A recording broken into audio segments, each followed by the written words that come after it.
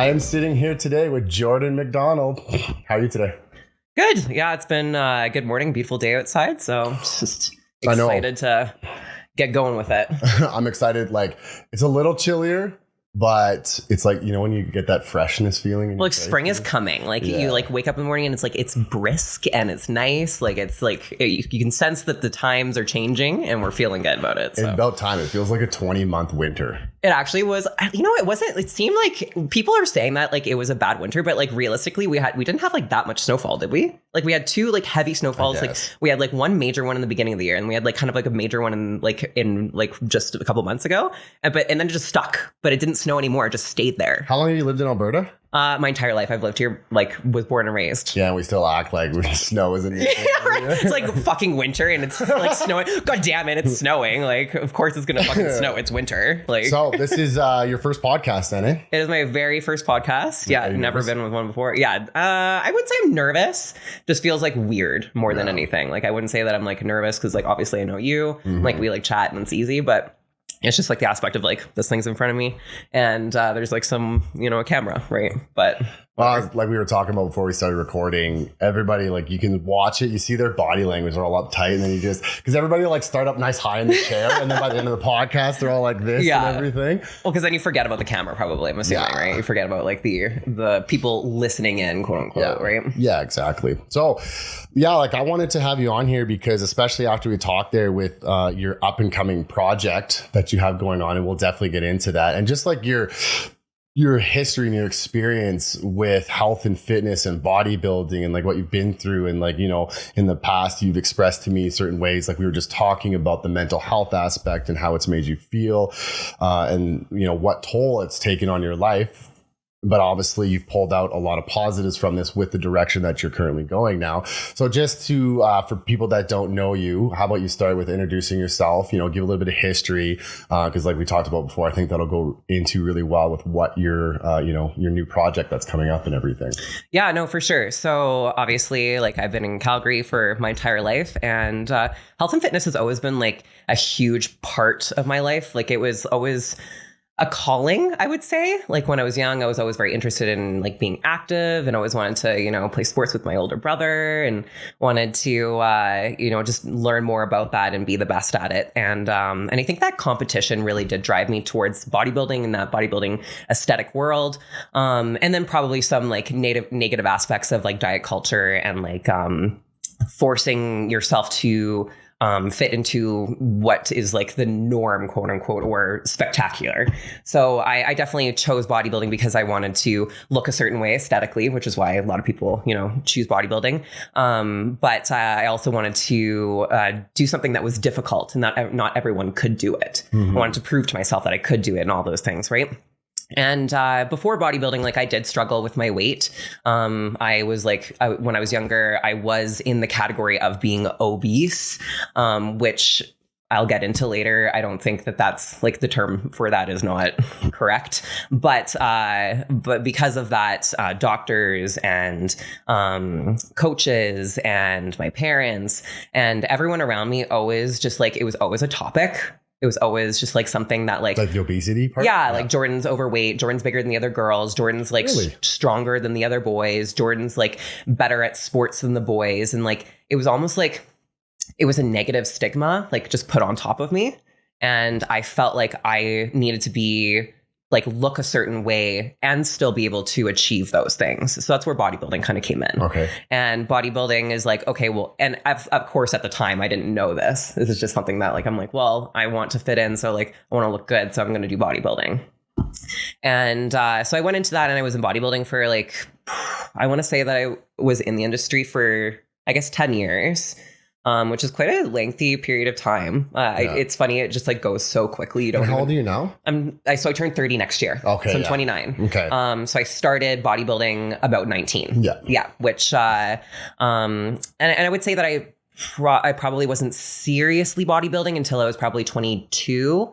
But I definitely was dipping my toes and like starting the prepping process and dieting and restricting. But no competing before. No competing. Yeah. But I did prep. For my first show when I was 19. I didn't actually proceed with the show.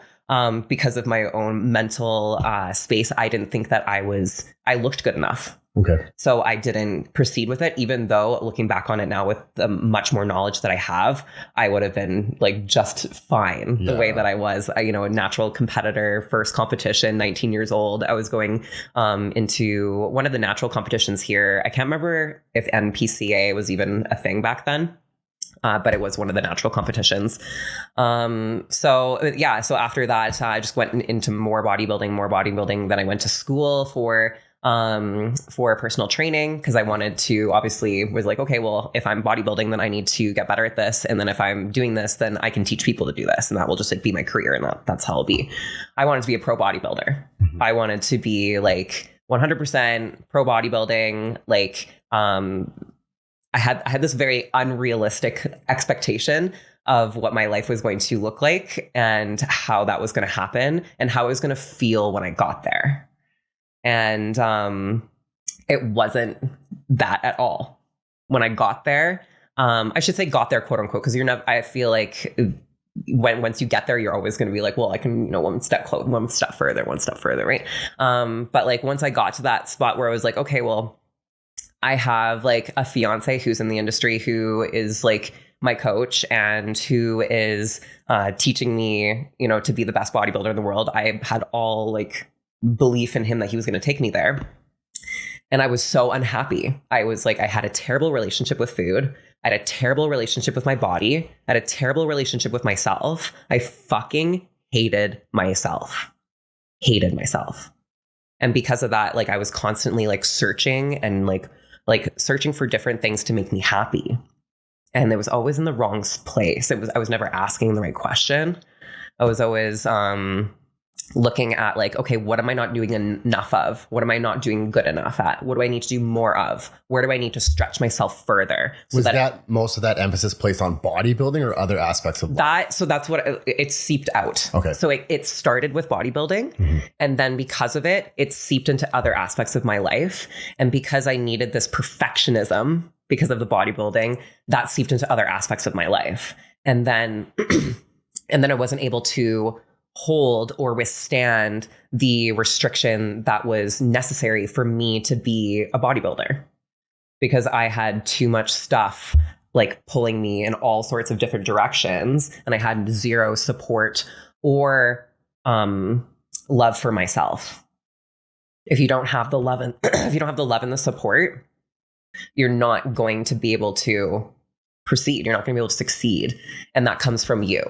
Like, yes, you can have love support around you, but like if you do not have it yourself in your core, you're not going to succeed because your second self or like your, what is it called? When the voices in your head tell you that you are not good enough or whatever. Imposter syndrome. Okay. Yep. Yeah. So like I like to call it your other personality, mm-hmm. or like your some people call it the X personality. Okay. So everyone has like, in every story, there's a villain. Mm-hmm. In every story, there's a hero, and you can be either of those people in your story, but predominantly you are the hero and you want this X person or the villain who's still you. You are both of those things, but that's life, is that you constantly need to overcome and banish that like evil person, quote unquote, so that you can come through as the hero in your own life. And it seems easy, but fuck is it hard. Yeah. It's so fucking hard. It is so hard to be your own cheerleader, but also like in the back of your head, you're like, you're not good enough. You're not skinny enough. You're not hot enough. Guys aren't going to like you. Girls aren't going to like you. Like, it's like constantly having that in your head. Like, it is exhausting. And I think that that's what's so wrong with diet culture in general, mm-hmm. is that like we are attacking this so fucking wrong. Mm-hmm. We are coming from such a wrong angle. Like, yes, there are people out there that can be on a diet and see success and not be in a bad place mentally. Like, that is possible. Is it possible for majority of the population? Mm-hmm. No. Mm-hmm. So what are we missing? We're missing a step. Instead of just like going into and and saying, okay, this person's overweight, quote unquote, whatever the fuck that means. Or this person wants to lose weight or whatever it is. And then you put them on a restricted diet, which will definitely work. I am not saying that it won't work. It will absolutely fucking work if that person's hormones and everything and all that other stuff is in check. And that person obviously knows what they're doing. Like if it's not just a stupid, something that's not researched. But the problem is that if that person doesn't have a good relationship with themselves and with food before you give them that diet, it will not work. Because they are going to constantly go into that restrictive, I can't have that, or I'm happy with only having an apple. This is fine. Day 1, 5 days later, this apple is kind of boring, but like, I'm still going to eat my apple. I'm still going to be a good kid. I'm not going to have that cookie. 14 days later, oh my God, I can't stop thinking about the fucking cookies. And then they binge all of the shit in their house. And then they feel shitty about themselves, guilty about themselves. And then that vicious cycle like goes over and over and over and over again. And it's not fair for us as coaches to say that it's their fault. Because it's not. It's that we are uninformed in the situation and we attacked it at the wrong position, or we attacked it the wrong way. It's not that anything was done wrong. It's not that anyone is wrong or it's anyone's fault. It's just that we started at the wrong place. So we just need to take a few steps back and teach people how to listen to their bodies fucking first. Number 1, how does my body feel today? And what do I need to do to make it feel better?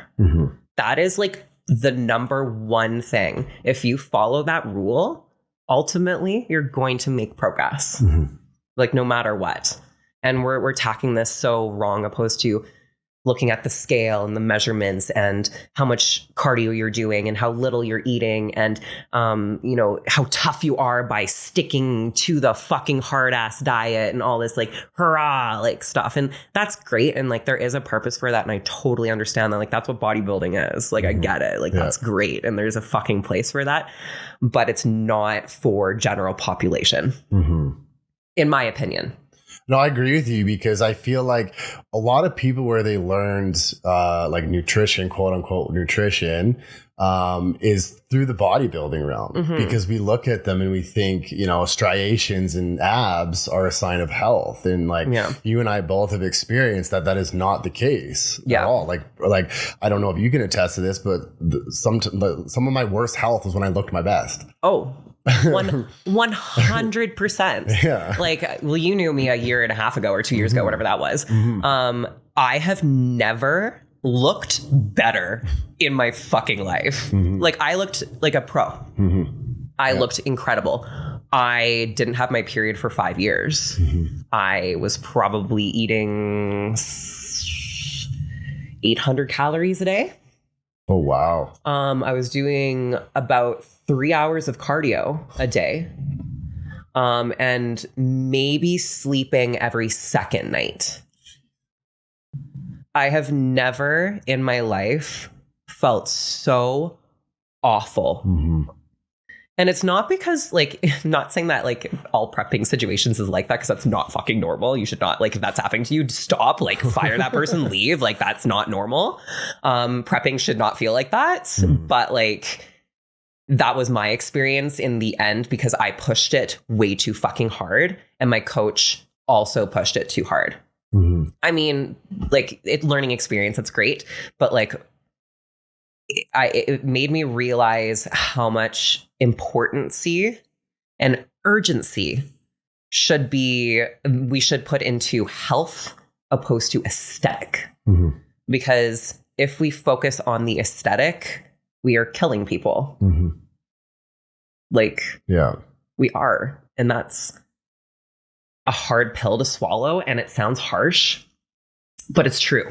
Well, that's yes, because like what I always say for the general pop, because like we do know bodybuilders do have to take it to that next level for sure, absolutely. But I say for the general population, the less you focus on fat loss and more on your health, the better you're going to obtain fat loss. Yeah, and because they place all this, you talk about the restrictive eating. and the stress of maybe something not changing. And, many of us are now aware of what happens within someone's physiology when they are stressed out, whether that is being driven by a relationship, by a moldy environment, or simply just a mindset of, I cannot eat that food. Yeah. Right. And I've like a good example. I've had clients, they'll ask me like, hey, like we have a family reunion. Should I bring my food? Or like, what should I do? I said, okay, here's what's going to happen. You're going to bring your food. You're going to show up in those glass containers. You're going to be surrounded by chips, barbecue, whatever. Everybody's going to make fun of you. You might get through it and you're going to feel great about yourself. And the next day or then 2 days after, you're going to binge eat the hell out of something. Yep. You're not going to know where it came from. For sure. But it's because of the restrictiveness you set. So the damage that you're going to cause is going to be significantly worse than you going to that reunion and just smashing some barbecue and a piece of cake. Yeah. Right. And it's that whole mindset. As soon as you can get out of that and you stop caring about your physique, like you're experiencing that right now. Yeah. No, it's profound. Like my mental growth through this past 2 years, just from exiting, I wouldn't say exiting. I would say just from opening up my perception and being like, this doesn't feel right. Why doesn't this feel right? If this doesn't feel right for me, there must be other people out there that it also doesn't feel right for them. And it's just, it's doing your due diligence as a human to understand your own body. Mm-hmm. We should learn that. Mm-hmm. That should be important. Mm-hmm. But we're not. We talk about feelings, we talk about physicality, but we don't talk about the abundance of what it is to have and live in our body. Mm-hmm. And we need to learn that. We need to learn what hunger signals are. We need to learn when we're full. We need to learn all of these, when I'm feeling a little anxious, when I need to have some, downtime, things like that. And think critically of these things and think critically in the long term, opposed to quick fix now. Mm-hmm. I want to lose 10 pounds and be hot for fucking 23 summer or whatever it is. Yeah. Right. So I don't, lost my train of thought. Well, I get what you're saying, because I just shared something to my story where he's the guy. It was an interesting post TikTok, and I just clipped out the happiness part where he's like, happiness is an inside job, mm-hmm. right? And he said it kind of losing that weight isn't what's going to make you happy. If you're suffering from health issues and weight loss is required to address those, right? But the thing is. I have yet to, I'm not once, just like you were saying, I'm not saying nobody's out there like this, but I've yet to meet somebody that wanted to lose weight for health benefits. Never. Right. And that's no, that's a lie. I take that. There's a few. I find it more so in men. But it's also I find that that's not necessarily the general population's fault. Yeah. That's mm-hmm. the medical system's fault. Fair. Mm-hmm. For sure. Because it's not fair that every single time someone goes to a doctor who is in a bigger body is then sent away being like, hey, lose weight. Mm.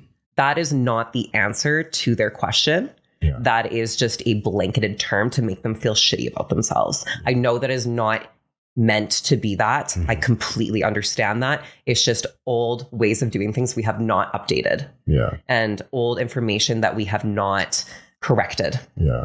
And it's unfortunate because so many people are not getting what they need from doctors, physicians, osteopaths, anything, any sort of health or anything. They're not getting what they need out of it because they're going to those individuals and being sent away being like, hey, go on a diet. When you come back with this amount of weight lost, then we'll fix such and such.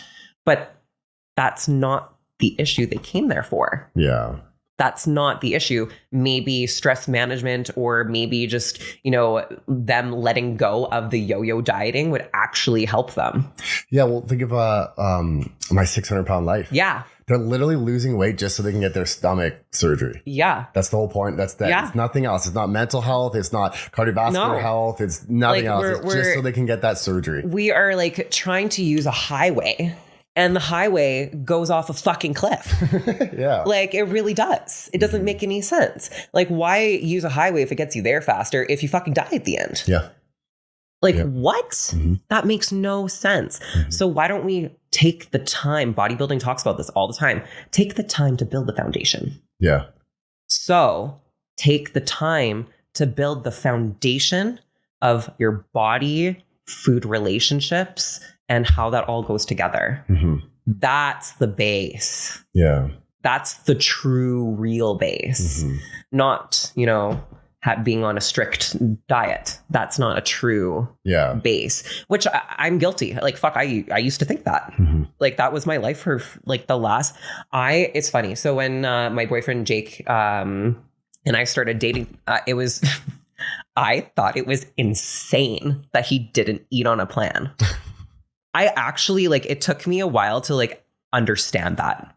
Yeah. That's how deep I was in there, that I didn't actually understand that people didn't eat off of, like, they ate freely. Like, they went to the grocery store. Roadblock for you? Like, were you skeptical of getting into that relationship because of that? For sure I was. Yeah. Oh, for sure. I definitely thought about it because I had told myself in the past, I had all these fucking food rules and stuff, we all do, that I would never be with someone who wasn't a bodybuilder. Okay. Because they wouldn't understand what I need and my expectation for them.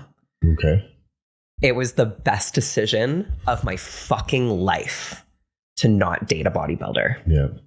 It taught me so much and showed me a different perspective of life, which is funny because people are going to listen to this and be like, man, like, she didn't think that people like what? Like, she thought everyone ate on a plan? Like, that's insane. But, and like, I realize that, like, I fucking get that. Like, that is insane. But when you are in a world and it's your life and you obsess about it, and it's like food has been my obsession since I was 6. I was going to ask you, do you recall when it like kind of started? I remember starting to think about dieting around I don't know if maybe 6 is a bit young, maybe 7, or like 8 for sure. I remember. Can you recall what triggered that?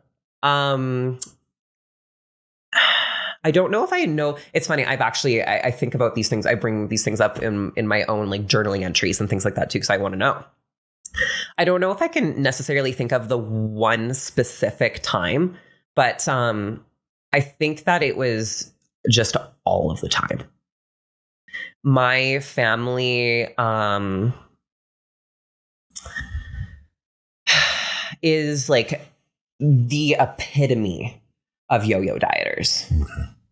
On the female side, the men like eat potato chips and fucking do whatever they want, and the women just stare and be like, oh, it's so nice that they could do that. Like, that's the dynamic. Okay. And that's taught. Not purposely, but it is. Monkey see, monkey do. You just took that out of my head. It is. That's what it is. Like, life is so much easier when you just start fucking looking at it through a different perspective. You're like, okay, like, this is why it happens. And yeah, like, I learned all of those behaviors. Like, I remember getting my first like diet book or whatever. This sounds so bad. When I was like 8. Yeah. Like, I remember reading it, and like, I remember going on the cayenne lemon juice, like fucking drink, and doing that for a week and this and that, whatever. And I remember doing that. Like, I'd say like the extreme dieting probably started in elementary school junior high. I would say grade 7, because that's when the bullying really started happening. When I was in junior high or elementary, junior high, I was bullied like immensely. It was bad. Yeah. And that's because you were on the bigger side, you mentioned? It's funny. Yeah. I got like, it's funny because like, I look back on it now and like, I look at those pictures and like, yeah, I was chubby, but like nothing extreme. Yeah. Nothing unhealthy. Like, I was a kid and I had some like I definitely had like a chubby face. Like, I carried like my weight in like my face and stuff. And, but it's unfortunate that that's not accepted. And it's not accepted because we as parents, I'm not a parent, teach our children that it's something that's different and to point out. Do you think it's parents? Do you think it's like society? Society, for sure. I think like society, and then like the parents that follow that society, and then the kids, right? But I do think that like it's unfortunate that it's still prevalent, and like still very much prevalent. Like, it's getting better. Like, there's people are starting to accept different body types. Women don't have to be a stick anymore. We can be muscular and things like that. But like, I remember when I was a kid, like, I was always so much stronger than everyone else, and like that made me feel a little bit uncomfortable. And like, people used to like call me a lesbian and stuff like that. It made me feel like Like I questioned myself. Like I questioned my sexuality. Like Do you think a lot of it was jealousy? I think in my later years, probably. I don't know about the younger years. Maybe. Could be. I don't know if I have the ability to reflect in that light for that age, if that makes sense. That makes sense. Yeah.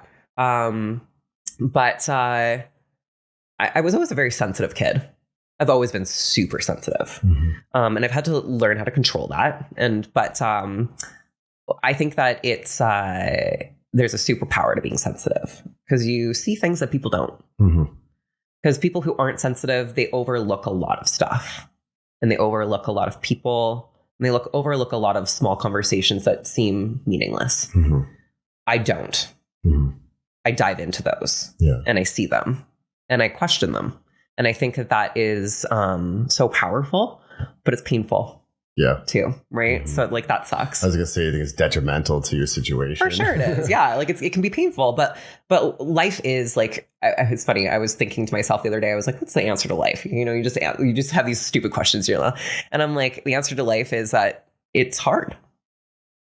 Yeah, it's hard. Well, especially like because we're in such a hedonic environment, and you said it yourself, like you said at first, like women no longer have to be stick figures, but then remember there was that period in there where it was like Marilyn Monroe body type styles and everything, and so it's like there's always been this pressure placed to look a certain way or even act a certain way, and then so you get into that situation where it's like, you're a woman, you're not supposed to be strong, so the only, reason for that is you're a lesbian or whatever, right? And like I can't imagine the toll that would take, especially on a young individual. Oh yeah, like I remember that actually affecting me and me questioning, being like, do I like girls? Yeah. Like, how do I know if I do? Because I don't know what that looks like. And like I found out later on that I am like heterosexual, which is fine. But it's just like it's those things that like it's hard enough for kids to figure out what the fuck, like how to get through life. To put all of these other like stigmas and ideals on top of them is just like messing up the pot. Yeah. It's making it really mucky. And it's harder for them to find their way through and be happy. And I think that it's important for us to listen to these messages and understand these things that we grew up with and these issues that we dealt with, and these challenges that we overcome, and to do better so that our children or the next generation, if you're not having kids, doesn't fall into the same mud pit.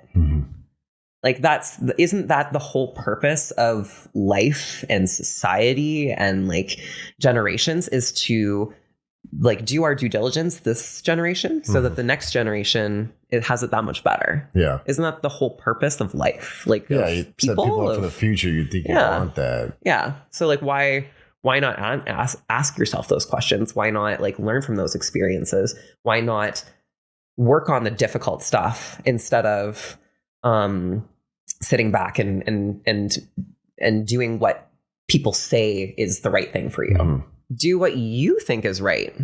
Do what's good for you. Yeah. Do what's good for your life and your situation and like your goals. Not fucking Chris Bumstead over there. Yeah. Like that works for him. That's great. But like everyone doesn't need to be the same. Yeah. Like look at the Kardashians, for instance. Yeah. Right. This is a great representation of this. Everyone wants to be exactly like them. And like, that's the whole thing. But it's like, but why? What's so cool about being the same? You think it's a money status thing? I think it's a being idolized. Okay. So I think it's the so obviously they're wealthy and could afford to like, make a TV show or whatever and stuff like that, and can afford, the plastic surgeries to make them look away and the fashion, all those things. Like, yes, money controls that, but I think it's the whole that people just want to like look and watch and be them because they think that their lives are exactly what they want. But to be like famous kind of. But I bet you anything, like, I don't know how happy those people are. Right? Yeah, I've always felt like, because if you think about it, you you're kind of free to do what you want as a general population person. Totally. You know, within certain degrees of law and stuff. But, Well, but when you're talking like someone like them, because you hear they have more freedom. Is that what you mean? Well, they're probably they're probably locked down. So for example, like sometimes I'll listen to Joe Rogan because I like enjoy his guests and everything when he brings on the nerds and all that kind of stuff, I call it. Right. And he'll talk about don't ever sell yourself out to Hollywood because this is what happens. So he speaks from his own experience. And so he had a guy on the other day who this guy's from the Amazon rainforest, Paul Roselli, or I can't remember his name, and he's trying to save the Amazon rainforest and whatnot. And Discovery Channel had come in and they had done that Eaten Alive. Have you ever heard of it? Oh, I haven't seen it, but I've heard of it. Yeah. So it was him that they interviewed or went to, like, hey, like, how can we do this? What can we do and stuff? Right. And he was saying like, oh, well, maybe if you put on a suit or whatever, because at first he didn't want anything to do with it. But then they took what he said and they're like, okay, well, we'll put you in a suit that you can breathe and get eaten by an anaconda, right? And so he was like, what happened was he was like holding this anaconda and he was like talking about how beautiful this snake is and how amazing it is and so on and so forth. And they're like, well, what happens if it bit you though? And then he said, well, like, this is what happened. So what they did is they removed everything and put in only what happened. And then they like dubbed over his voice and did all these things. Yeah, they almost ruined his entire career. Yeah, he almost ruined his entire career. But oh my God. And so, but it was interesting what he had to say because he was like, I don't regret it. He's like, that's Hollywood. Right. He's like, I don't regret it. I don't have remorse towards them. That is Hollywood. Hollywood is not reality. Yeah. And reality TV is not reality. Right. Yeah. And so I'm wondering, like, when you mentioned, like, are those people actually happy? It's like, they're probably so confined. Like, no, like, what's her nuts there? You can't drink anything but Pepsi. And if you say this, you know, and like, you have all eyes on you 24/7. It's like, I've always questioned, like, you know, you think, okay, $150 million. Well, no, they're like billionaires. Yeah, I was going to say. $1 billion. Frick, that'd be nice. But at what cost? Because they have old money, right? But at what cost? Yeah. You know? It's, and just like look at the children that are being raised within that too. Because this would be like the first generation that's like raised within that sort of, you know, TV show lifestyle. And they're having a lot of trouble. Yeah. And I don't know. Because we're talking about like diet culture and everything. I don't know how much that is to do with them or whatever, but it is the looks. It's the looks. It's the plastic surgery. And like, you know, there's that, I'm not gonna lie, it's that funny meme where it's like, nobody's ugly, they're just poor. And then you look at, is it Kendall Jenner, right? That really changed. Was it her? No, it was Chloe. Yeah, I don't know. Anyways. I honestly don't know them very much. But like, that's the thing. So now, that's why I always look at that money status because okay, we see these individuals, they have tons of money, they have tons of likes on Instagram, millions and millions of followers, and like, you know, we want that dopamine hit, we're seeking for that. So now we're going to start doing butt implants, you know. It's unfortunate though because they are feeding that diet culture. Yeah. So like it's going that other way. It's going that other extreme. I just wasn't sure if they portrayed, like, so do they talk about how like we don't eat or this is what we eat? So they do. So very much on the show. So I have actually never watched the Kardashians. I've only ever seen just like clips of stuff or whatever. But I know that like diet and dieting is like very much a part of their like conversation all of the time. Like there's this one girl on Instagram, she's fucking hilarious. And she like does like memes of them, like just like making fun of them. Mm-hmm. And like in every single video, she's like has a salad and she's like just like making noises with the salad. And like that's the joke because like they only eat salad with no dressing. Okay. Yeah. And it's like, they are constantly telling each other when they get fat and constantly telling each other they need to diet, need to exercise more. And like, you look fat like this. It's very toxic. Okay. So then it's super, really super toxic. Okay. Like driving that, like that old mentality. I don't even know if it's old. It might even be new because like now, like 50 years ago, you couldn't get all the work done that you can now. Like you can go to and get like literally reconstructive. Like you can look whatever the fuck you want as long as you have the money. Yeah. Like you couldn't do that 50 years ago. Yeah. Like you look like a lizard. Like you look terrible. Like not good, right? So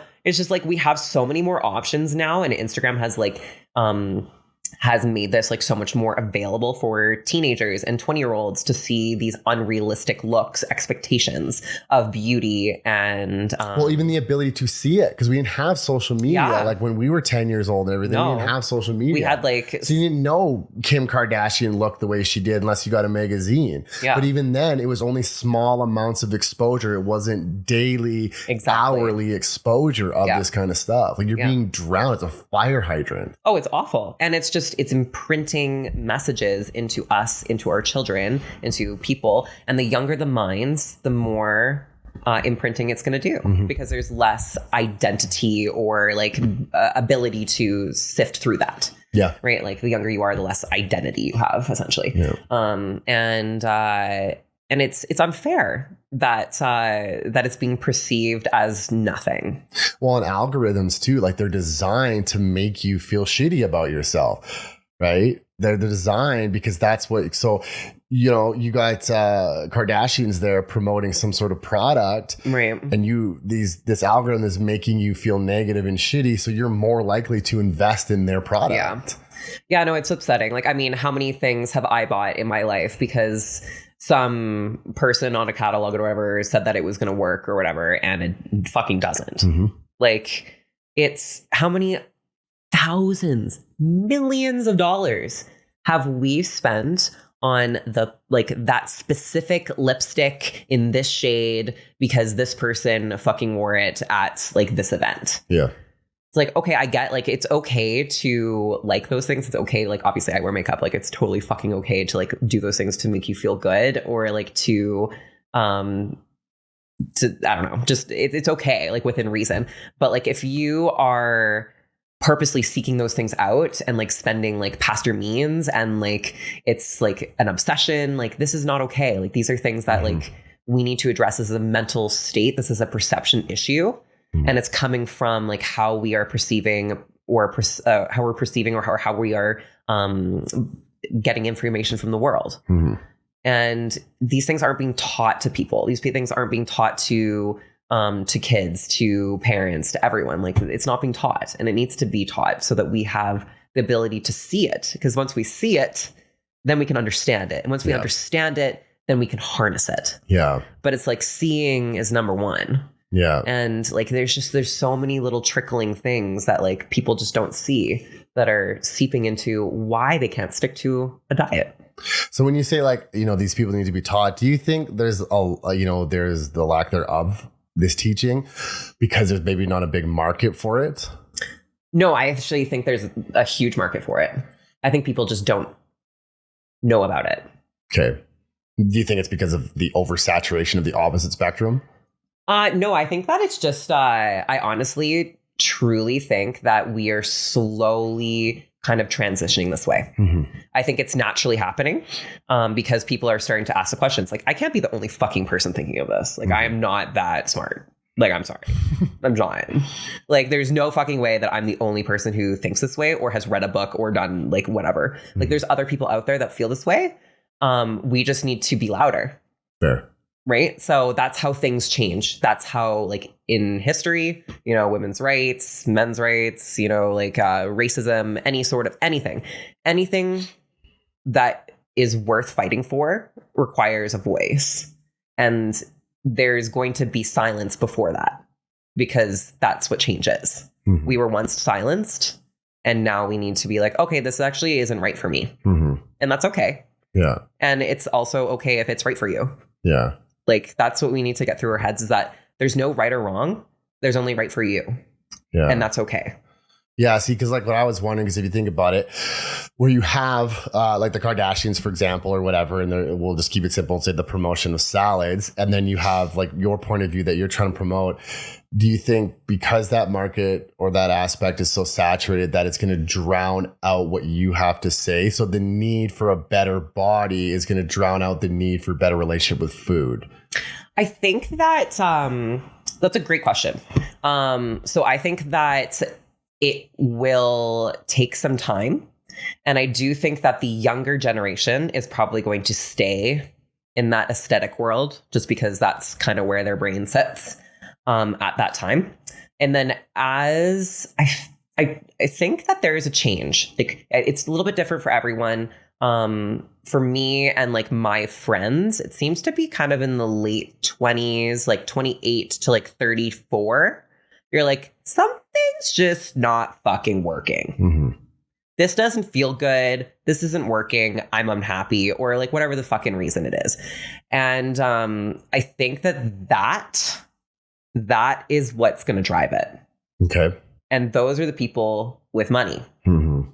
Right? Yeah. So I don't think that it's going to be drowned out, because this is where we're heading towards. Mm-hmm. Like so 10 years ago or 20 years ago in the fitness industry, we were not where we were today. Yeah. We're much more wellness. Mm-hmm. So why wouldn't we continue moving that way? Why would it go slingshot back the other direction again? That makes no sense. Yeah. So realistically, and like, it just makes sense for it to move that way. It makes sense for our population. We're going into, people are working less. We're caring more about our health. We're caring more about our stress management and things like that. Like that's where it's all going. And part of stress management is not obsessing over things. Mm-hmm. Yeah. So like there is connections there. Mm-hmm. And I do think that like people will find those connections. And it's also, we need to...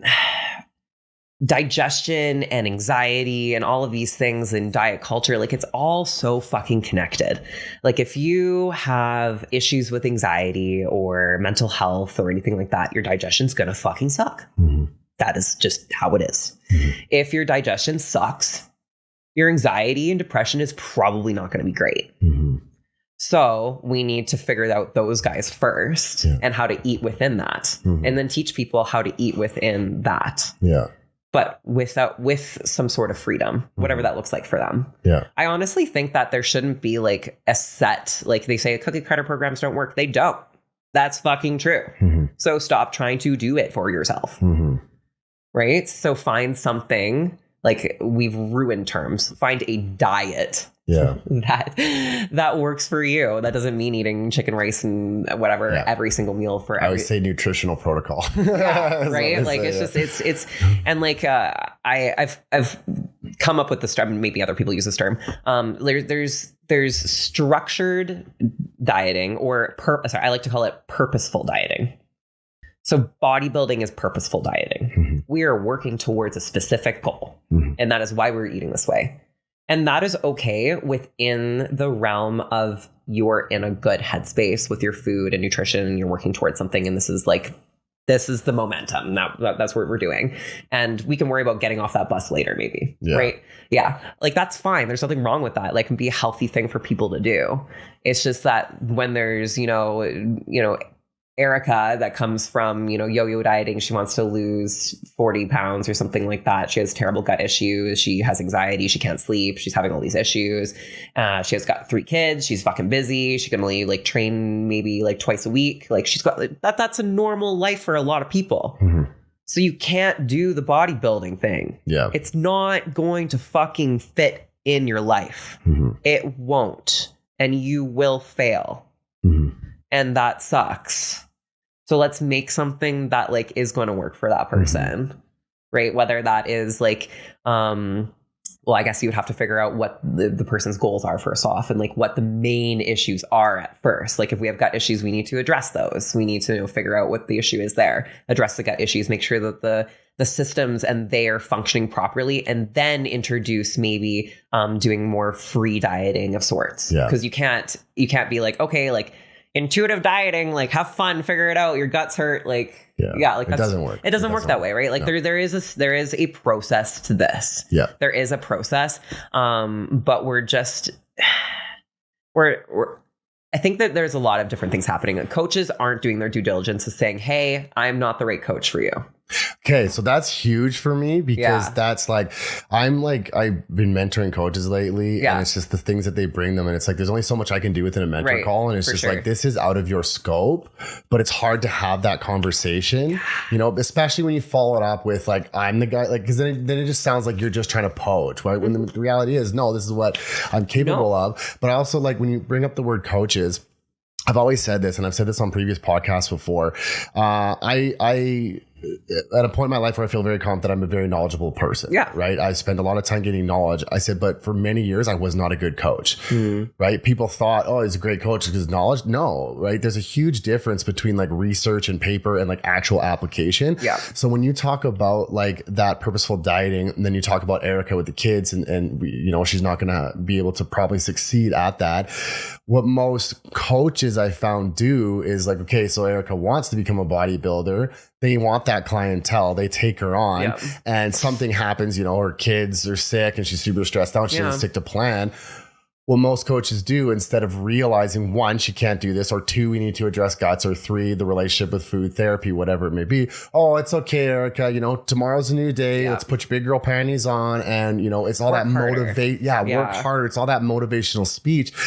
And then they don't look at the plan because they feel like they did their due diligence by being Dr. Phil. Yeah. And then so it kind of like the plan stays the same and nothing changes. And then I think that really leads to very poor relationships with food. Oh, yeah. And your coach too. Like how many, like I always start, like whenever I get a new client, I always say to them, I am never going to be disappointed or upset or mad at you ever. It is your responsibility to let me know what's going on in your life. And I'm not going to judge you for that. But it's my job to guide you the best that I can. And the only way I can do that is if you tell me. It is so important to have that conversation with your clients, because I don't know about, I only know from my experience with my clients, but like I've had so many clients come to me and like be scared of like what I'm going to say if they like don't follow protocol or something like that. Or like not check in because like they're scared of like what I'm going to say because they like fucked up, quote unquote, on their program this week. I'm like, that is so toxic. And like the amount of suffering they must be going through.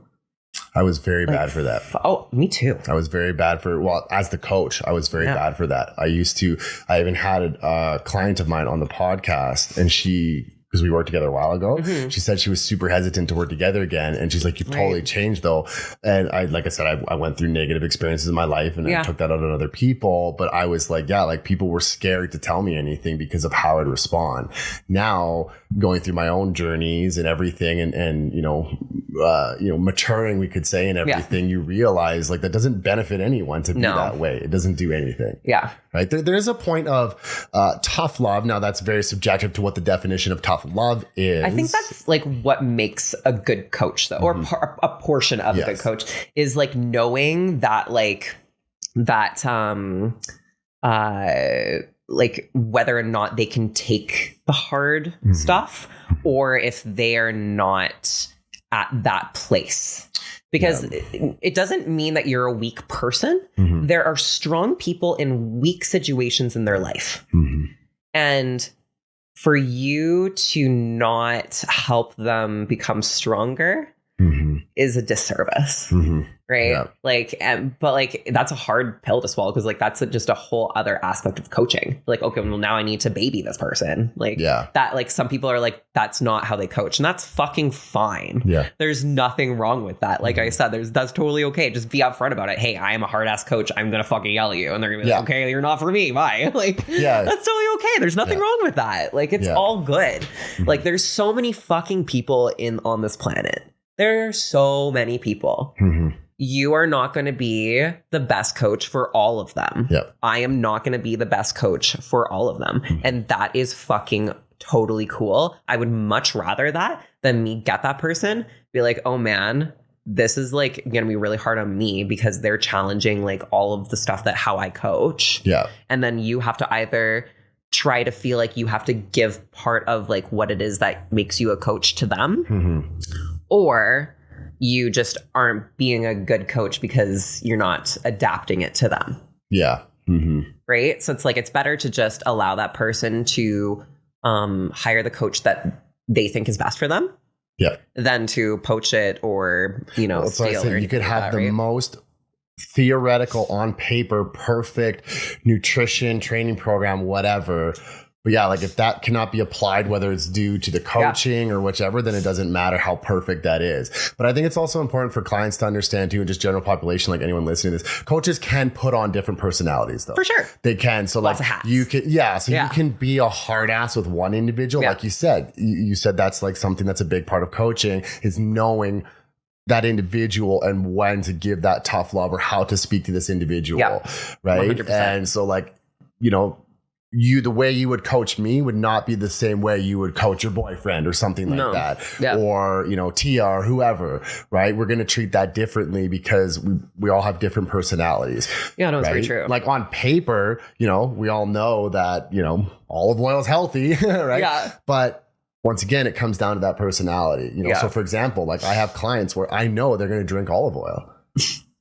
Like I know that personality, but then I have clients that I don't care how healthy olive oil is. I have to find a way for them to ingest that olive oil. Yeah. And so that's where you're putting on that different personality as well and understanding their personality.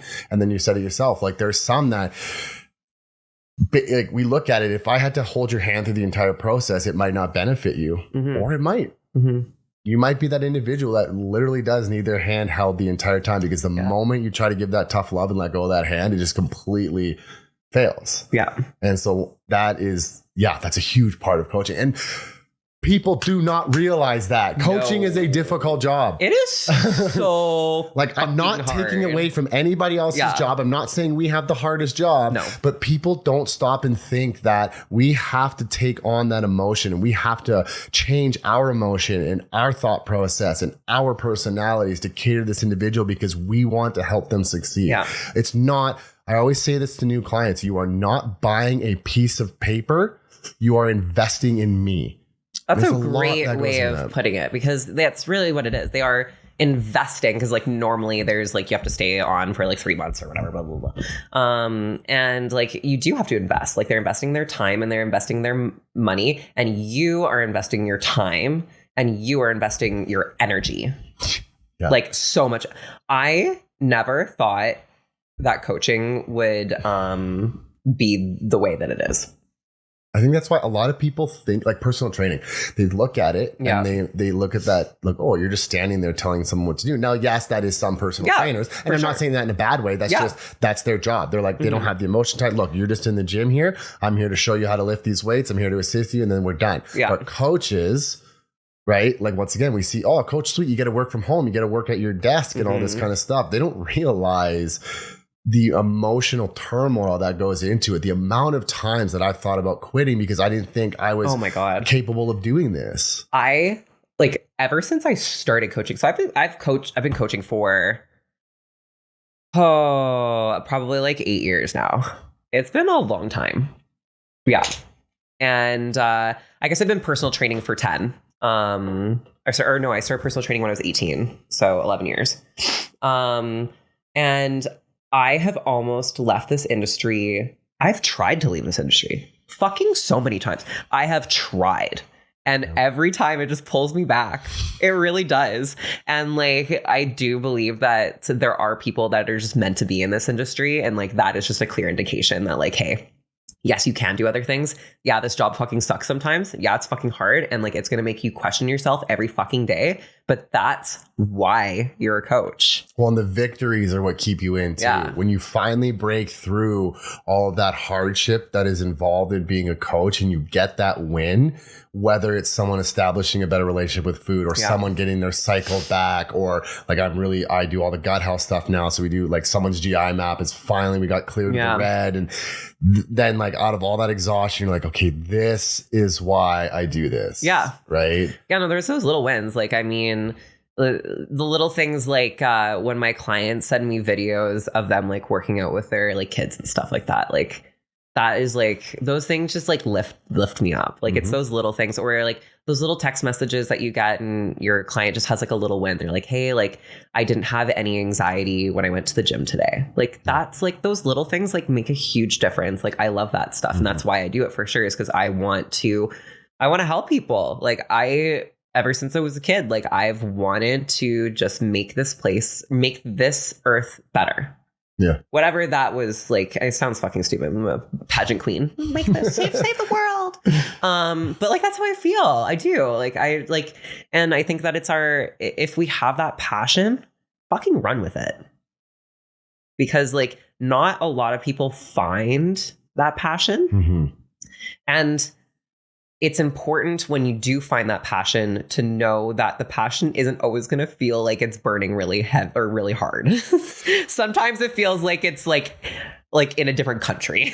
Right. Well, and the hard part too is we're not working with robots. We're not working with inanimate objects. So like you could have extreme passion for one client, but then another client can take that passion out of you. Yeah, that's true. Right. Like you're right. In recent exposure, there was one time where I cried, like a client, I made me go like, I think I'm going to quit this. Right. And it was just so overpowering. And then like recent, like I'll never feel to that degree again. Yeah. But sometimes it goes, oh my God, why am I doing this? Right. And like I had a client recently that I had a conversation where I was like, look, like we're going to have to stop this because I can't do this right now because you're not giving me what I need. And that means I can't give you what, like from me, what you need. Yeah. Kind of idea. And then and that's frustrating too, right? Because like we want the best for our clients. Like we obviously want to see them succeed. And it almost makes us feel like a failure when they can't seem to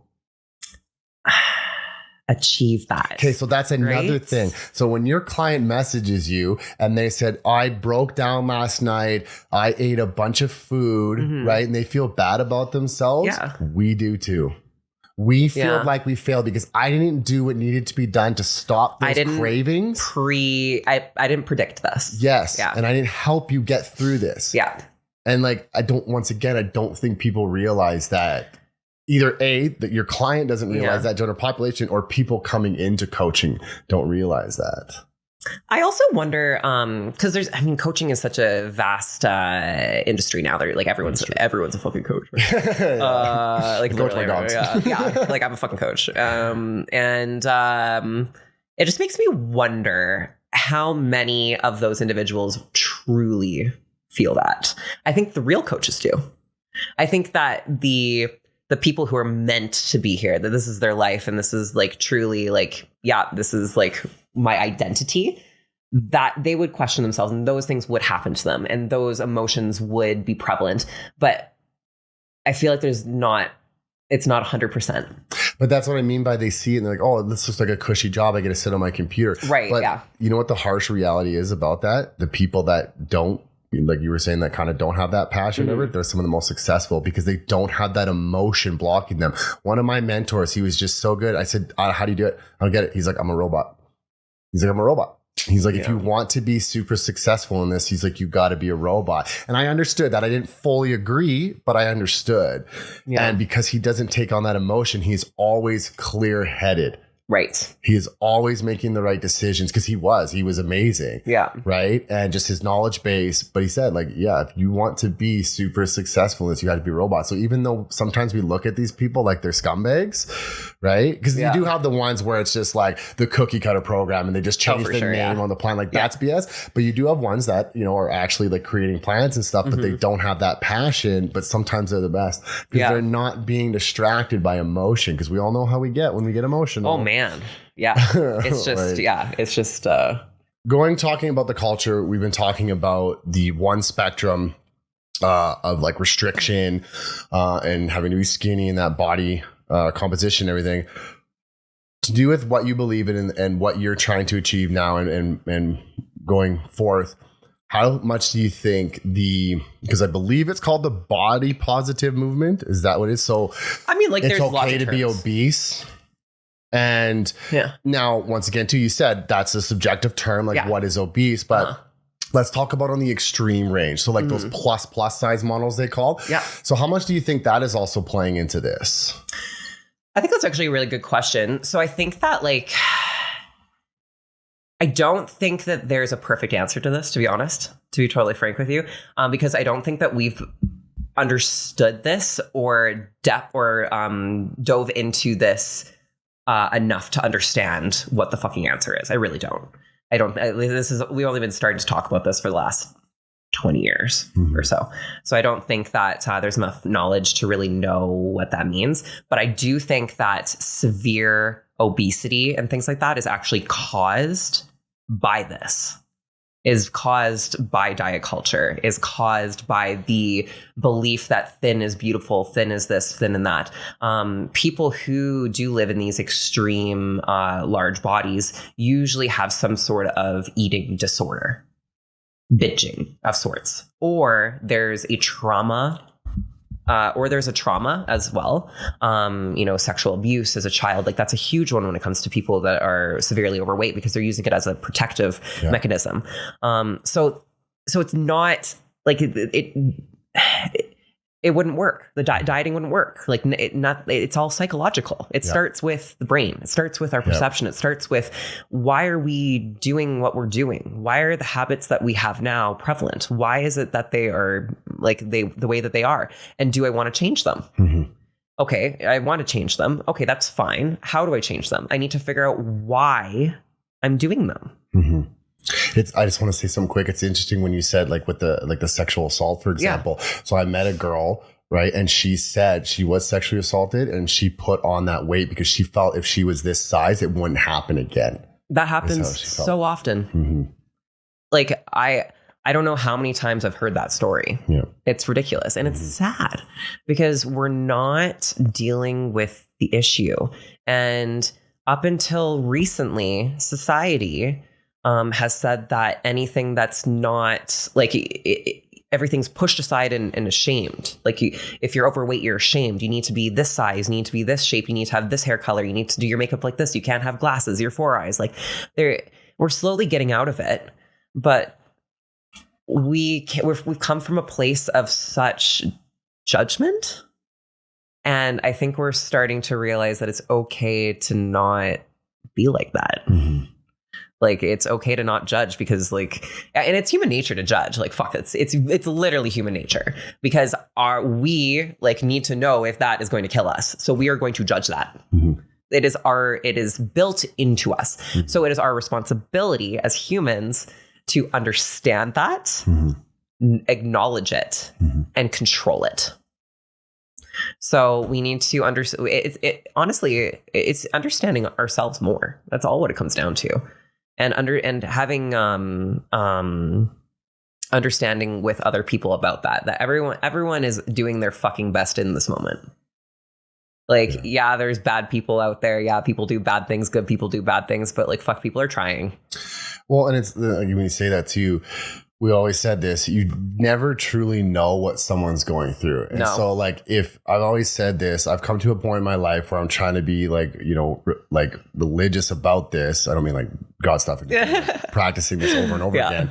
Mindfulness. If you were to explode on me, I'm going to take a step back and be like, okay, Jordan, did I actually do something? Mm. Did I actually upset you? Or is there something else going on in your life and I just became an outlet rather than me yelling back at you and escalating the situation and getting nowhere with it? But understandably so. And I don't mean this in a derogatory way, but we are selfish. For sure we are. And a lot of us are selfish though, because once again, you want to talk about survival, mm-hmm. right? And just getting things done and moving forward in life. You have to be selfish. Of course you do. That's what T and I were talking about with her competing and everything, is you wouldn't be a successful bodybuilder if you were not selfish. Of course. Right. And then you talk about a mother. Mm-hmm. She has to be selfish to take care of her kids. Yeah.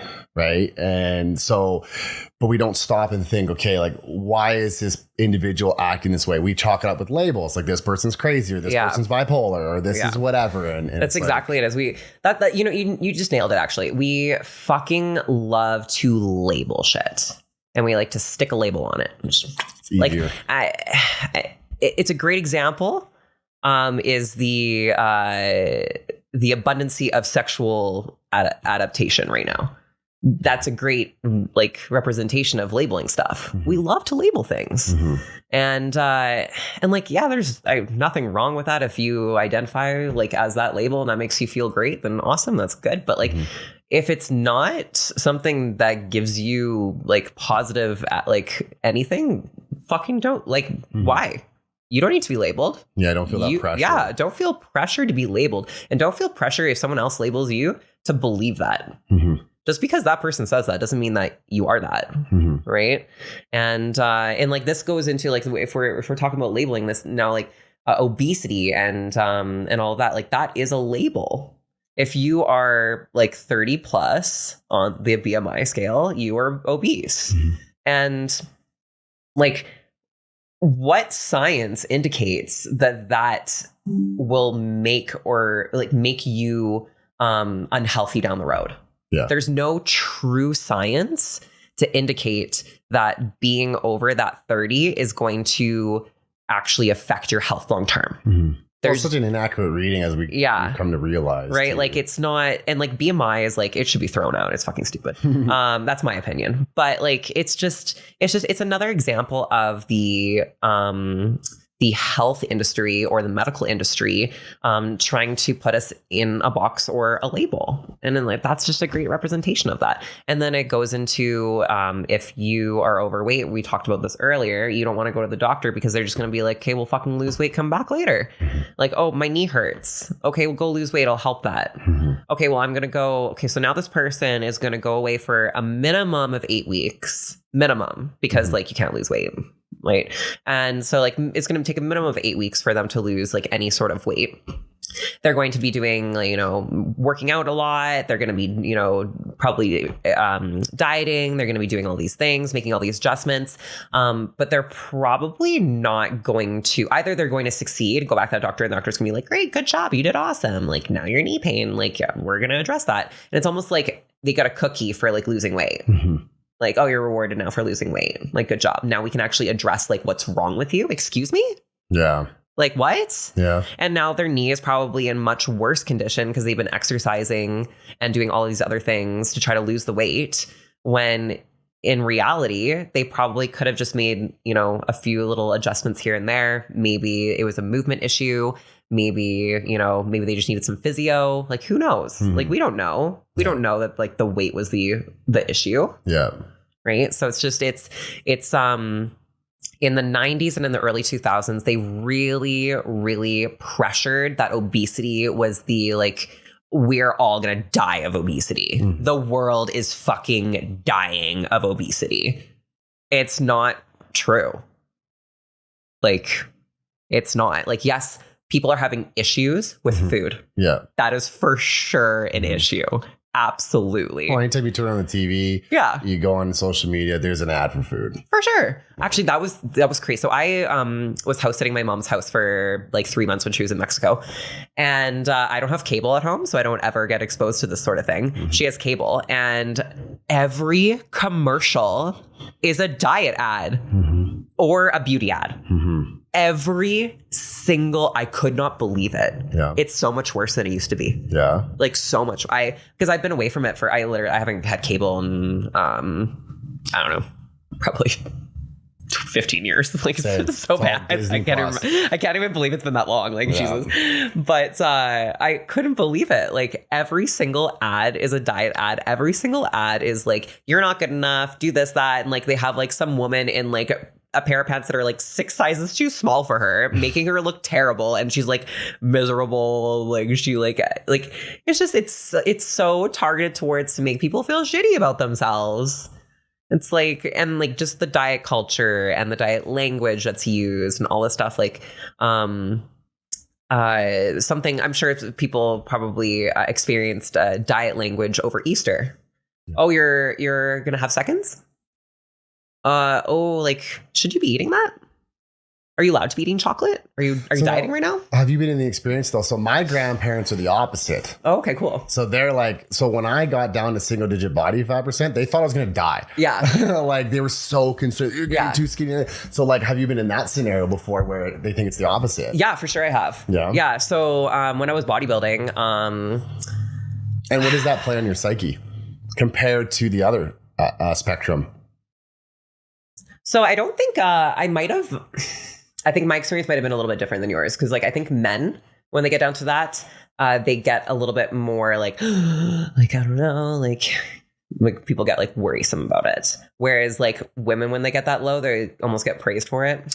Yeah, because I was with a woman and she was, we'll say, shredded. Yeah, all the time. For definitely sure. genetics. Like you worked hard, but definitely genetics. Yeah. But when she got called skinny, drove her up the wall. Right. Like she spazzed when she got called skinny. Well, that's the thing is that like people, like some people don't like that. Some people want to be like in a muscular body or a curvy body, and like skinny is not sexy. So like it doesn't make them feel sexy. Right. And like, and maybe like she might have had like a situation in her life where like maybe she was like teased about it or like made fun of about it. Cause like clearly it hit a soft spot for her. Yeah. Right. And that's totally okay. But it's I guess it's, I don't know where I was going with that. Well, like, so, cause like, have you been someone, hey, Jordan, you need to eat more food. Yeah. And you have been in that situation? Yeah. So okay, we're going to backtrack a bit here. So before bodybuilding, when I was in university, when I first went to university for, vet tech, it was my first experience like being out of the house and like feeding myself and like having all the control essentially. Because beforehand, like I grew up in a very like typical home. My dad worked, and my mom like kind of cooked and took care of the house and took care of us and stuff. And we were very fortunate with that, and that was great. So my mom usually like provided us with dinner. She'd usually like make our lunches for us, and then like we would like, eat whatever we wanted in between, that sort of thing. So when I went to university, I then had full control over like what I ate. And like the cafeteria only served mostly like pizza and like hot dogs and like French fries and things like that. So when I first got there, I gained a little bit of weight. Like by a little bit, I mean like probably 3 pounds. Like it was very small. I thought at the time that I was like 15. But because I was in that hyper-focused mindset, I didn't have a scale at the school or anything like that, but like I just like, when you feel bloated, everyone knows this feeling when you eat like pizza or like something the night before and then you wake up the next day and you're like, man, I'm the Michelin man. Like, right? Like it's just like, we all know that feeling, and like you're not fucking fatter. You didn't grow any fat cells. Your fat cells are the exact same as what they were before. There's just water in there. Yeah. There's some inflammation and your body's not super happy right now. You probably just need to go for a nice walk and drink some water. Yeah. Right? Like, but like we don't teach that to people. So people don't understand. So then they think they feel fat. So they are fat. Do you think it's difficult to teach that though? Because like for someone like an uneducated individual to understand, well, why is there water? Do you find that's difficult to teach to people? Like maybe not from your perspective, but like the general population, like whether, we got Instagram and TV ads teaching that it's bad to be this way, but is there some other means that could be teaching, look, you eat this pizza, it's just going to be water and inflammation. Do you think that's teachable, or do you think people are too overridden with stress? I feel like I teach it to my clients. Yeah. Like I feel like I do, because I encourage my clients, if digestion's good and obviously given the goals and all that stuff, to have like off meals or cheat meals, or if they are on a free eating diet where they are more like intuitively eating and things like that, or like macro-based dieting and things like that. We do talk about like what you're going to feel like after a cheat day, what you're going to feel like after like a night, especially like, because it also depends on like how sensitive your body is too. So like bodybuilders, we're super fucking sensitive. Like we feel like we eat a grain of rice and we're like, oh my God, I feel it. Like it's crazy. You get super sensitive because you teach that. The general population is much less sensitive. I was going to say, so what about someone that doesn't have a coach though? Yeah. So it would be harder without a coach for sure. I don't know if it would take a lot of experimenting, and it would take that like coach mentality to kind of experiment that with your body, I think. I was going to say, because I see it from other coaches. Yeah. But you don't really see it, like let's say, these big, Mark Hyman, Mark Hyman is? The big functional doctor guy. You don't really see him. all he's doing is demonizing foods, which I don't agree with. Yeah. Never explaining that, look, if you are going to eat this food, here's what's going to happen. And so like when you have these people with these big followers, I don't see them educating that, look, that weight that you gain the next day is just water and inflammation. They're being taught that this food is poison and it's going to slowly kill you. And this is what's going to lead to Alzheimer's. See, and isn't that, and it's unfortunate too, because we're creating so much gut issues by doing that. Because you're adding that stress, and that stress, goes back to the family. And we're taking thing. away foods so that your body doesn't know how to digest them anymore. That's why you should never go gluten-free. Yeah, you can't handle gluten. Figure out your mucosal lining, and then start bringing in little bits of like gluten. You're not fucking celiac, everyone. Like, I'm sorry. And so, like, it's like I understand that, and I've always said, like, stop demonizing foods. Yeah. Instead, put the effort forth to help an individual be able to tolerate that food. Yeah. Because you know damn well 99% of the population is not going to eliminate pizza from their diet. No. Well, like that. But that's the thing, is that, like, we don't have to. Like, that's what people don't understand, is that, like, this, like, is not the answer. Yep. Like, okay, pizza makes me feel like shit. Okay, why does it make me feel like shit? Maybe you're lactose intolerant. Okay, let's fucking, like, switch out some cheese then for you. Yeah. Like, like, if it's an actual issue, let's find a resolve. If it's not an actual issue and it's either mental causing that, or it's the lack of variety of food, your digestive system doesn't actually have the enzymes to break it down anymore. Yeah, that and the bacteria. And that's why people who go really clean and then have a free meal, they feel like absolute garbage. That's what happened to me. They lost all that bacteria and those enzymes for handling that food. I literally thought I was allergic to everything. I was like, I'm dying. Like, I'm one of those people that I can't eat anything. But it's because I came from a coach who was ridiculously strict. Old school bodybuilding. This was the ex? Yeah. And, like, I mean, it's nothing. I don't blame anyone, because people only teach what they know. Yeah. Like, fuck, you can't teach what you don't know. So you can't blame people. But, like, I came from a coach that I did not eat carbs. Didn't. For 6 years. Yeah. Oh my God, man. I was under the impression, I truly believed I was the anomaly and I could not eat and digest carbs properly. And if I was to eat carbs, I would get fat. I thought that, because that was what was told to me. So my carb sources for like 6 years were peas and carrots. And I got oatmeal every once in a while. But oatmeal was like a treat. I remember getting oatmeal, be like, oh my God, oatmeal. Like, it was so, and like, I don't even eat oatmeal anymore. I fucking hate it. But like, that's like the mindset, right? And because I had such a, like, I wasn't allowed to eat any fruit. I'm serious. I was not allowed to eat any fruit. Vegetables were quite low just because, like, they caused bloating for me, obviously. I wonder why. So yeah, I wasn't allowed any fruit, wasn't allowed any sugar, anything, no juice, no, like, nothing that would have like any sort of, like, would increase your blood glucose level, which is insane. Yeah. For bodybuilding. Yeah. Like, that's the whole point of bodybuilding. Yeah. So, I mean, I looked good within reason. I could definitely look better if I ate a lot more carbs. Yeah.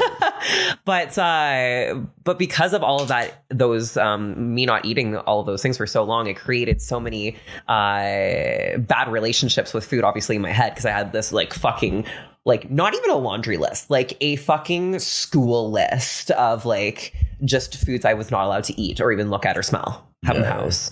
And, like, because of that, I couldn't have them in the house. And because of that, I would plan these, like, extravagant cheat days. It was, like, my life. Like, it would start, my cheat days would be Sunday, and, like, I would start planning Monday. Yeah. Like, it was right like, after. Yeah, exactly. And it's creating that, like, binging mentality. And then I'd feel like shit on those cheat days because I'd eat all the things that I, like, would want to eat, but that I couldn't digest because I wasn't eating those things normally. Yeah. And it was just unfortunate because I had to deal with, like, all of these gut issues. I thought I was allergic to everything. I thought I couldn't eat fruit. I thought that I couldn't eat carbs, like any carb source, like potatoes, rice, pasta, like no dairy, no no sugar, no, like not even honey, not like nothing like naturally sweet, no nuts, no seeds. Like it was ridiculous. The amount of things that I wasn't allowed to eat because they caused digestion issues. So did your ex not have any of that stuff in the house either? He had it locked up. Really? Dang. Yeah, it was a fucked up situation. I realize that now, but it all makes sense. Yeah, now. yeah. Like I mean, like he has, I'm assuming, very strong issues around food and his body and how that all works. And unfortunately, I just got caught up in that. Yeah, like that's what happened. Mm-hmm.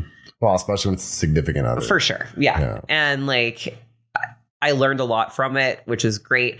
But like, it did leave me with like, my gut issues were so bad. I couldn't eat anything, not a single thing without like having extreme distension. Mm-hmm. Like so painful. I wouldn't be able to I wouldn't even be able to go to the gym. I wouldn't be able to work out. It made me feel awful. And then I had this period where like digestion started to get better, but then like the swelling started happening. And like, fuck, I was just so swollen and inflamed like all the time. Like my skin hurt, like even to like when I would be in the shower and like washing my body, like, ow, like my skin would hurt because it'd be so inflamed.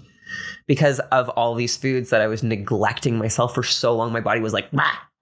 Just like immune system defense. Because it's like, what's happening? Yeah. And it honestly took probably close to a year of me just like eating different foods and like introducing them slowly and understanding like what was like anxiety. Not being in the parasympathetic state before eating, it's just like it's trial and error and all these things, and just learning to trust and listen to your body. That's really what it comes down to, is trial and error and just trying to figure it out and what works best for you. Mm-hmm. But man, it's hard. It's super fucking hard. Well, and that's the thing too, is unless someone's been there before, they'll never understand. No.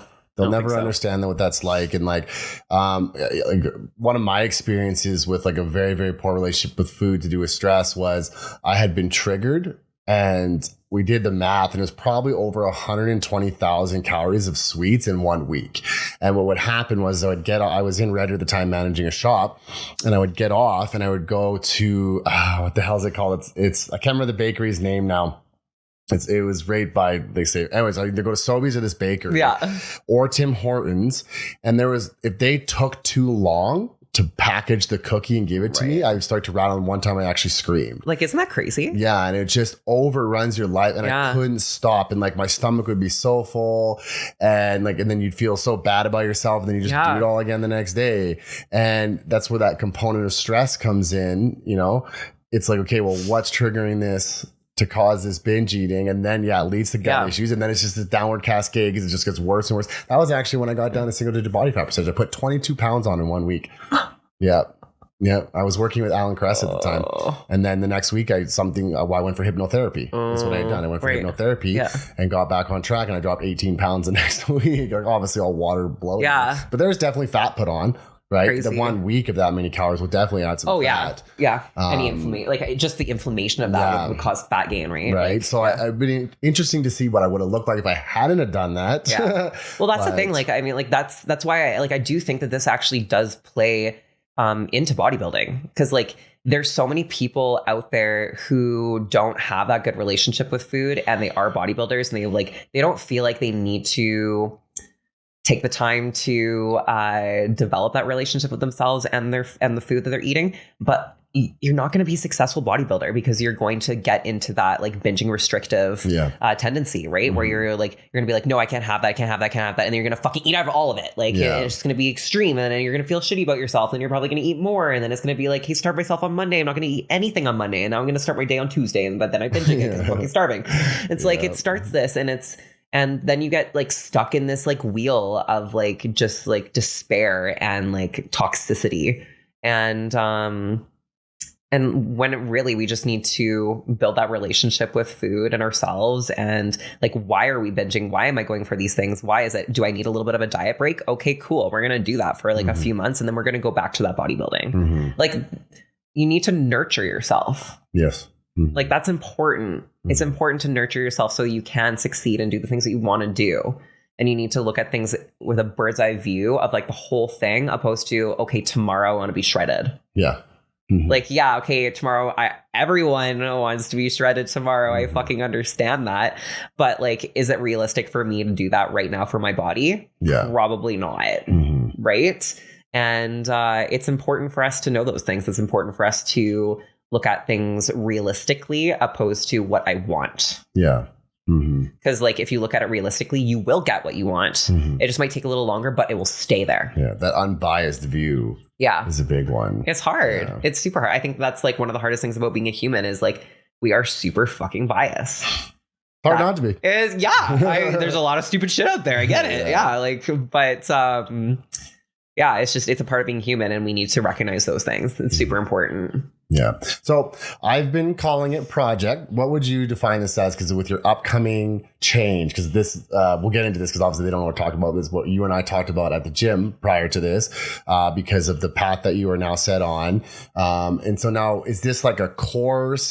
How would you define this, like with what you're going for? And then we'll explain it to everybody. Yeah. So like, I'm right now, like in the mix of like trying to figure it out.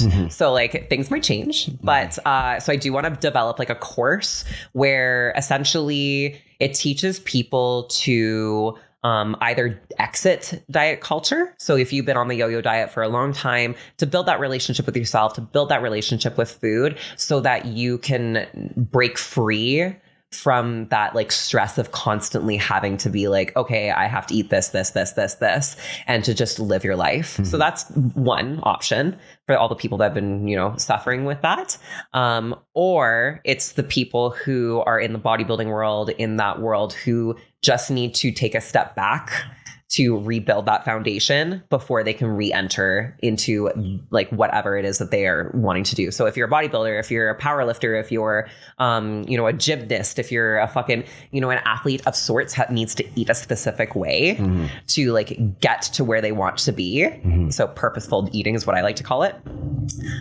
Those people sometimes just need a step back so that they can build that foundation of relationship with food, relationship with themselves, and purpose, so that they can go back into that spot of, okay, now we can, eat with more of a purpose, if that makes sense. Okay. Yeah. So you kind of mentioned that this was sparked from your own experiences, correct? And so what was that defining moment? Because like there was that, like you said, you mentioned like that you went to the cabin, like that was strictly bodybuilding mentality and everything. And so what was that defining moment that was like, okay, needs to change and I want to help others? That's a good question. I don't know if it's like, again, I don't know if there was like one definitive thing. How much that like, relationship played a role in that? Huge. That's what I was thinking. Massive. Yeah. Huge. Like Jake is, so obviously no one on the podcast knows who my boyfriend is, but Jake, so I'm a bodybuilder, have been bodybuilder for like the last 10 years and like had only like chicken rice and like been like eating my meals, did a probably cardio in the morning, like worked out at 5:30 for 2 hours every single day. And like, it was like, I had my structure and I never ever went from it. And then he plopped into my life and he's a power lifter. Because he was persistent about being in your life too. Oh, very persistent. Yeah, he was very persistent, which I'm happy about, which is great. But when he was, when we were like courting, I guess you would say, fucking weird word, isn't it? He would just like eat whatever he wanted. And I'm like, wait, what? Huh? Like you're eating, like, what are you eating today? Like we'd wake up and I'd be like, what's your food plan? Like, that's like where my mind would go. We like, hey, like, what do we, as soon as I open my eyes, what's for breakfast? Like, that's like the immediate. And like, sometimes like he would like, wouldn't eat breakfast for like a couple hours, or like, he'd be like, would like have something different for breakfast. Or like, he's like, oh, I'm going to like go to like Macdonald's this morning. And I'd be like, what? Like, it was so hard for me. And I was actually quite judgmental of it in the beginning. Like, it was difficult for us at the beginning because I had to turn off nutritionist Jordan. I had to turn off coach Jordan. No, that's because you cared for what you felt was his well-being kind of thing. Or how would you, what aspect did you I think so the part of me was like, he's my boyfriend and I'm not his mother. I can't tell him what to do. That is immensely important and I can't be his coach. So like that was like always like I went in with that. And I think that I've always had that very strong. But what wasn't strong was that like he would eat something different beside me. Or like we would be like driving to the gym and he'd be like, I want to go to McDonald's, and like stop at McDonald's. And I'd be like, okay, well now I have to fucking sit and watch you eat McDonald's. Right. And like that would piss me off. But like it would piss me off in the sense that like I would like, your mind is so fucking clever. It is so smart. So my head would be like, no, you're mad at him for like eating bad foods because it's going to actually make him feel shitty about himself and he's not going to progress in the way that he wants, and like spinning it in a way that makes sense to you that you're helping him. Yeah. Right. Like, so like I would do that, but eventually I worked through it, and I don't give a fuck now, obviously, about like what he eats and what he does with those food choices. But he helped me realize it's okay to like eat other foods, and it's okay to like try new things, and it's okay to like not be 100%, and it's almost better to just go ahead and have what you want, opposed to being like, no, you can't have that, no, you can't have that, no, you can't have that, because we know every person, if you say no, they're gonna want it. Like that's human nature. That is just how it is. We're built that way. And if we teach ourselves that behavior, it's going to happen. No, well, I can't have that. And here's where I don't know Jake very well, but here's where I kind of like, categorize him, shall I say, just for the sake of this conversation. He is so like, he seems very laid back, extremely laid back. So you have those people that eat McDonald's because they're like having stressful issues or something like that. And that's where the binge eating comes in. You got Jake who eats McDonald's because he just wants some goddamn McDonald's. That's what it is. And so we can't look at Jake as somebody like they have an eating problem. No, he just wants his McDonald's. He is the definition of healthy eating. No, I mean, like, it's crazy to me because like I would have looked at that like coming into the relationship 2 years ago. I would have been like, I remember saying that he was so unhealthy, but it was my perception of what healthy was. Right. Like it's going back to that term that we brought up earlier. What was it called? You said lots of terms. Hang on, I'm pull it up. Or orthorexia. Oh yes, orthorexia. Yeah, orthorexia. Yes, okay. So like orthorexia is like the obsession of only eating like healthy foods like all the time, and like you need to be like you're very obsessed about that, whether you're restricting or whether you're only eating organic or whether you're only eating the foods with like the golden check mark or whatever, right? I was that. I was the definition of that. And Jake is the definition of eating where the fuck he wants. So when obviously when we came, we fucking And but it also, because of my curiosity, I was also curious. I'm like, well, why can he eat like 2 chips or like have a bowl of chips or like a cookie and like walk away? Like that. Like I had never seen that before. That had not been something in my life that I had ever seen. So now I'm watching this behavior. I'm watching him like, eat breakfast and have his meals and this, not whatever. And like, and he's still like trying to like, sometimes he eats like literally pure out of pleasure, which is fine. And then sometimes he eats out of like, okay, like I have a long work day. Like I need to eat something. I'm not hungry right now, but I need to eat something. So like practical eating. And then there's like, there's like comfort eating, like, oh, like I had a long day, like I just want a bag of chips and watch something fun. Like he does that too. But then on top of that, he also like eats things that make him feel good too. So it's like, it's having that balance and understanding and living within that balance, which is like really the key. And just watching him do that and live, like it's just him living and me just like sitting there being like, what the fuck is happening? Well, that's why I brought up the fact that he's laid back, because some people, you've never met him, but my best friend, Michael, for years, it used to drive me insane how much he doesn't care about anything. He's one of the most laid back individuals ever, but he is not like, if we go to do some sled pushes, he'll end up throwing up because he's got a shitty liver. But I said, so we went to Banff. We went to Banff this weekend. And like, so I'm coaching his girlfriend and she doesn't understand things. I said, Michael is so laid back that he has such low physiological demand So he can drive places with bald tires. He doesn't have to worry about blowing his tires because he's not going long distances because he doesn't care about anything. Yeah. He doesn't go and do excessive exercise. He doesn't. So never mind that, just the stress. The world could be falling apart around him and he could care less. And that's why I brought up the concept of Jake being laid back. You know, and you want to get into technical terms, you're talking like amygdala versus like prefrontal cortex and dopamine regulation and everything.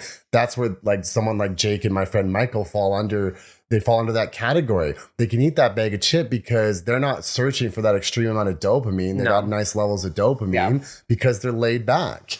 And they're not having these crazy blood sugar swings or this chronic cortisol leading to inflammation. Yeah. And so they can eat like this and still be like feel good. Yeah. Right. Like Michael can have a double and go straight to bed. Yeah. You know what I mean? And like he comes back and like I said, he's the typical, he's like shredded without the gym and all that kind of stuff. So yes, genetics play a big role, but those genetics are expressing the way they are because he doesn't care about it. But do you also think that the reason and the genetics of him being, or the reason of him being so calm is actually why he looks the way that he does? Yeah, that's what I mean. So that's what I mean by the genetic expression.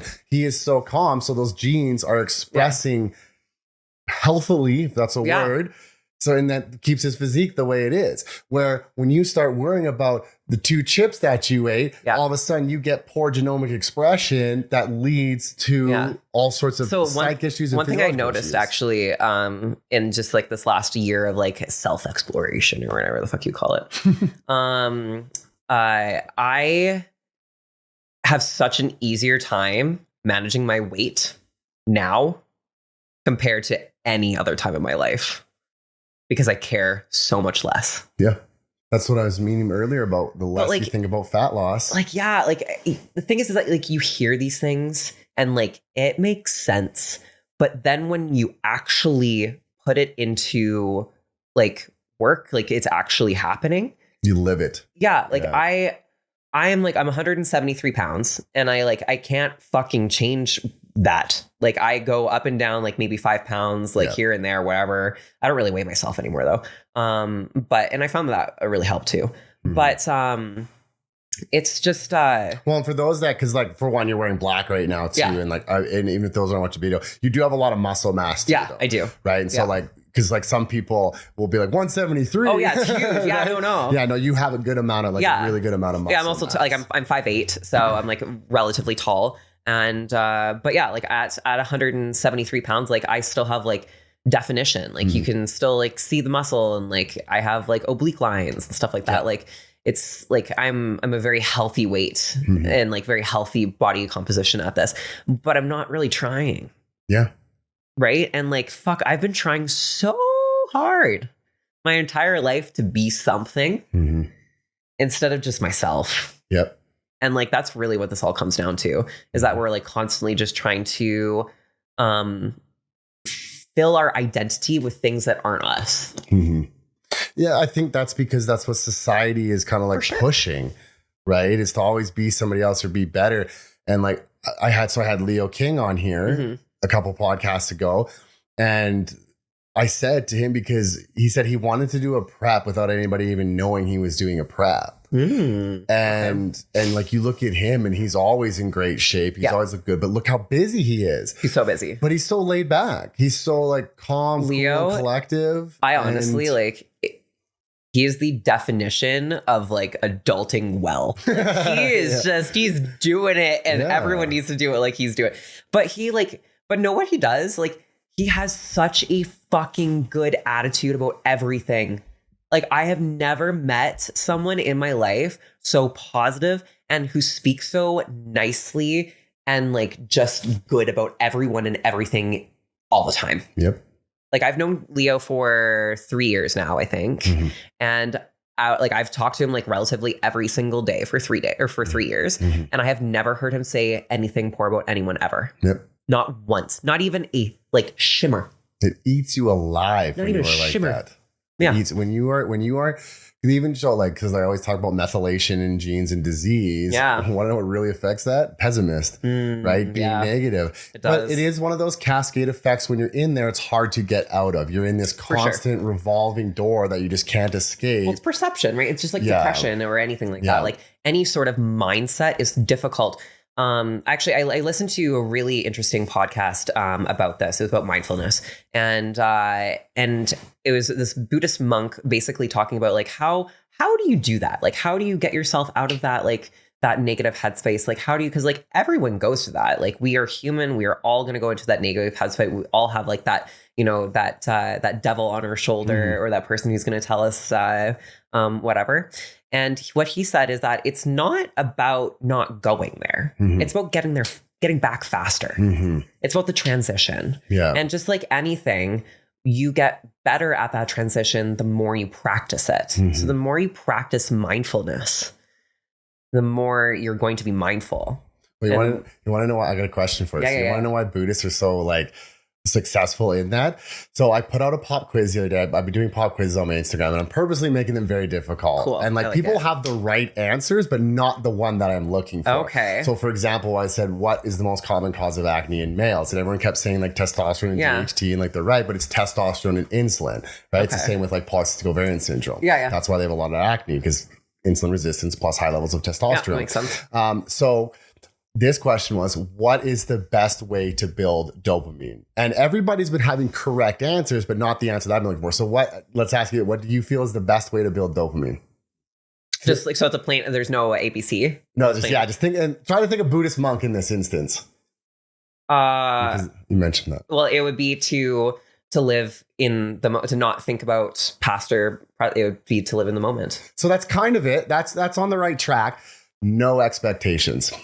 Yeah. This is when, if you watch Dopamine thing that I filmed, that's what I said in there. And because I can say this now because the pop quiz is over, is if you were to create a social media post and you expected to get 50 likes and you only got 5 likes, you're going to be depressed. For sure. But if you expected to get 5 likes and you get 50 likes, you're going to be over the moon. Yeah. Like you're going to be, and that's going to get a lot of, because this is where a lot of research is heading now. Like, because you brought out the word depression, we correlate that with serotonin. Yeah. It's actually more correlated with dopamine. Yeah. And how I was taught, and also makes sense to me, but trying to emphasize that is, if you have no serotonin, you're going to feel really crappy. Yeah. You're going to be depressed, everything. If you have no dopamine, you're dead. You die. Yeah. So it's kind of, because the thing is you'll have people who, would like fit the category of low serotonin, but not be depressed, like thrill seekers, for example. Yeah. Because they're always fulfilling that dopamine. Right. But so that's where the Buddhist monk comes in. And that's why they say they're so successful, because they're just, it's like you said, the path, this is life. They're not expecting what's going to happen in 10 minutes. They're not expecting a gift to fall on their door. It's just no expectation. Well, it's funny that we cascaded into this segment, but I read this really interesting study that was all about happiness. I can't remember what the study's called right now. But essentially, any person who's not thinking about what they're currently doing right now is not as happy as if they were doing that. Mm-hmm. So it doesn't matter if you were to think about like a past experience that was really happy. So like your kids playing and they had like a really good experience or whatever. You went to the carnival and all this stuff. Even if you were thinking of that, you are less happy in this moment currently thinking about that moment, because it takes you away from now. Yeah. So the answer to happiness is the now, right? Yeah, that's exactly it. What's that? I said it the other day. I put it in my post. Oh my goodness.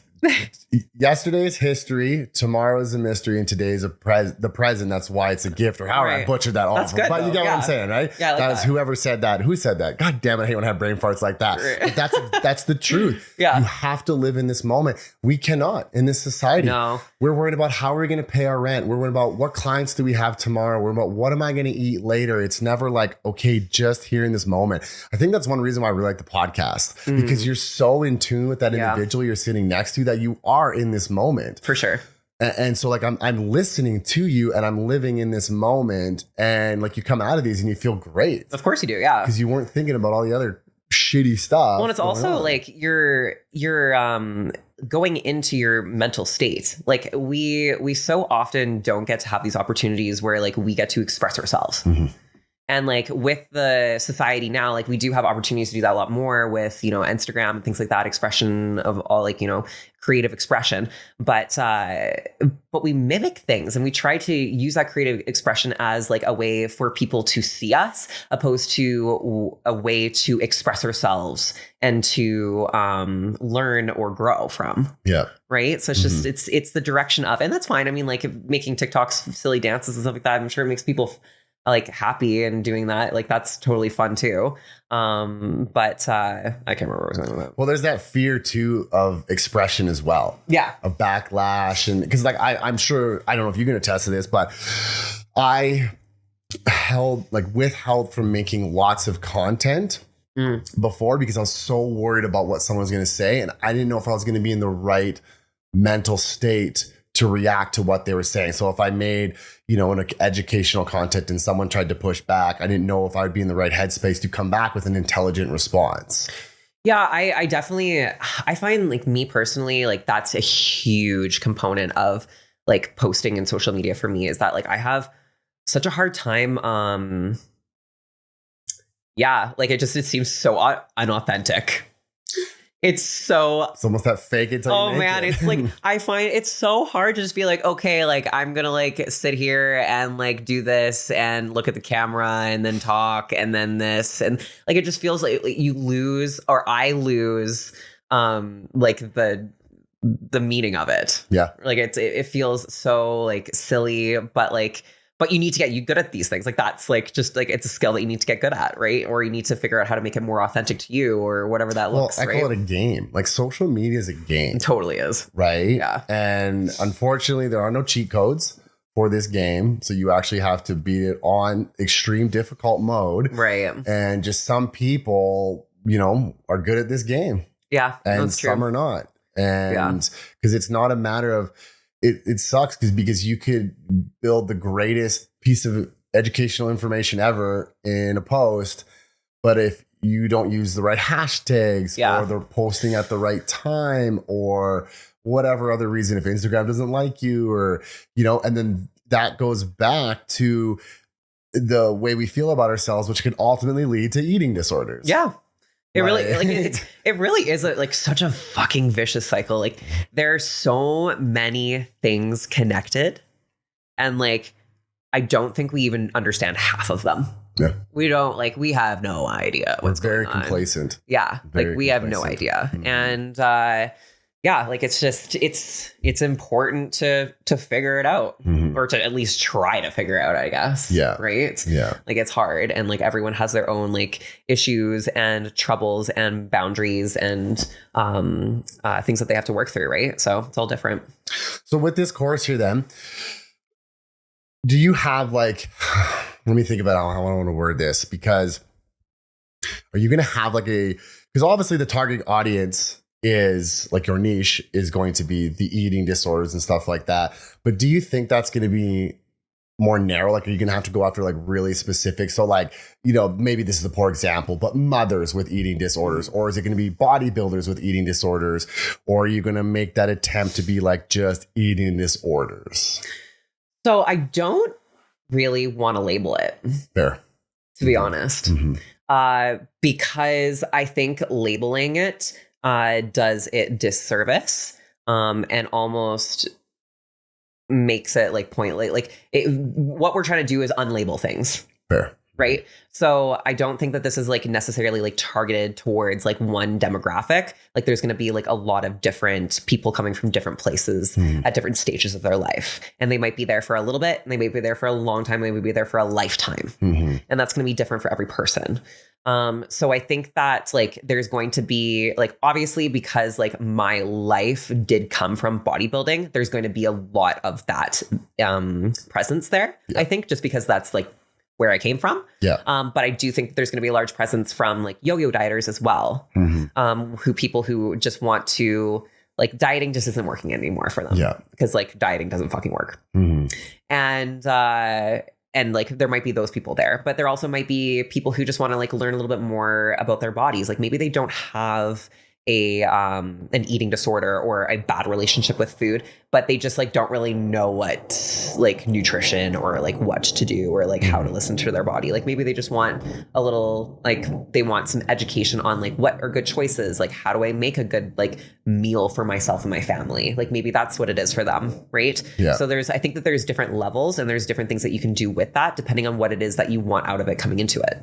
Okay. Yeah. Because the reason I asked that is because lately, people have been trying to guide me because, in terms of the social media, and everybody's talking about you have to have this niche. And so, like, the thing is like, so some people threw out a comment like, well, what about your niche being menopausal women? Or what about your niche being hormones? I said, no matter what the issue is, it's coming back to gut health. Mm-hmm. You know what I mean? And so, like, technically, gut health is my niche because, once again, if you hadn't had a cycle for 5 years, we're going to look at your guts because something's going on with your hormones that's probably due to guts, whatever.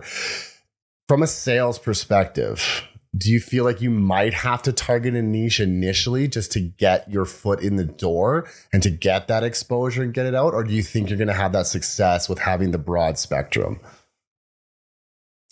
I haven't thought about it, to be totally frank with you. But I don't know, like I just kind of feel like I don't need to narrow the spectrum. I feel like that would almost be like doing that a disservice. Because there's so many avenues to it, if that makes sense. Because like there's going to be, so right now, like for people that I have that I'm currently coaching, using like this more like intuitive method. I have one girl who used to be in the bodybuilding world. She's like in her mid-20s and she just like has binging issues. She can't stay on a plan. Like she's been with coaches for the last like couple years and she like literally can't like eat on a program. Like she tries and tries and tries and she like can't stick to it. So we're doing a diet break and we're like learning about her body and like hunger cues because she doesn't know like when she's hungry. Like that's the thing is like a lot of people that are coming from these like yo-yo dieting or restrictive dieting cases is that they oh shit, I fucking lost my train of thought. You're talking about the girl, she's been struggling with her hunger signals. With their hunger signals. Yeah. So like the problem thing is that like people don't know when they're hungry. People don't know when they're full because we constantly are pushing those aside with dieting. You're hungry, that's good. Drive that forward. Hunger means you're losing weight. Okay. Like that's a purpose. I understand that. But we're also losing now our communication to our body, which is really bad. Yeah. So now we don't know when we're hungry, when we're not hungry. So now we're just reaching for food when we think we need it, opposed to actually having that conversation with ourselves. Like, okay, I'm hungry. What am I hungry for? Okay, I want this. Maybe I want like something crunchy and salty. Okay, I'm going to have like a peanut butter sandwich. Yeah. Right. Like it's having that conversation with yourself. So yeah, it's like that's her background. But then I have other people from other backgrounds who are like moms. They've never like had, they've never been like on the, like they've never done like a prep or anything like that. They've done like the diets, maybe from a bodybuilder type style. I'm not sure. And now they're just trying to live a life that's a little bit easier with, you know, having kids and, you know, a full-time job and a husband to take care of and all of these things, right? Like life gets busy and we need to make sure that we're picking things that fit into our lives. So picking eating styles that fit into our lives. Not that's going to add more stress to it, like a diet. Yeah. Right. Okay. So how do you go about, you mentioned mother, children, husband and everything. How do you go about those individuals that are struggling with the diet, we'll say, with like food choices, but have to provide for their family? So, because I know for me, when I'm coaching clients, they're like, well, can we put things on my plans that I can make my kids and I can make my husband or whatever? Now, in my mind, what you're eating, they should be eating too, kind of thing. But I understand where they're coming from. So how would you go about healing with someone's relationship with food to do with that? In the sense of like, so if it was like a mom and she's cooking for her entire family. Yes. So like she just make whatever food she wants for her family. Like, that's as simple as it is. Like and she could have in on that as well. Yeah. Yeah. yeah, like if you're eating intuitively or if you're eating off of a structured meal plan, if we're trying to heal the relationship with food, you don't say no to food. Mm-hmm. You don't have no foods. You have foods that digest well and suit you for this moment. And this is what you want. And so like if she was going to plan dinners for that week or whatever, then she would plan accordingly and maybe make a few adjustments. Like maybe her kids don't like carrots or something like that. So she's not going to put carrots in. Mm-hmm. But this is also going to teach her kids and her family to eat in a abundance of food and to eat when they're hungry and to stop when they're full. Because I think that that's a huge thing when like from our generation is to clear your plate, right? You have to clear your plate. You haven't finished your dinner yet. You have to finish your dinner, eat your veggies, eat this.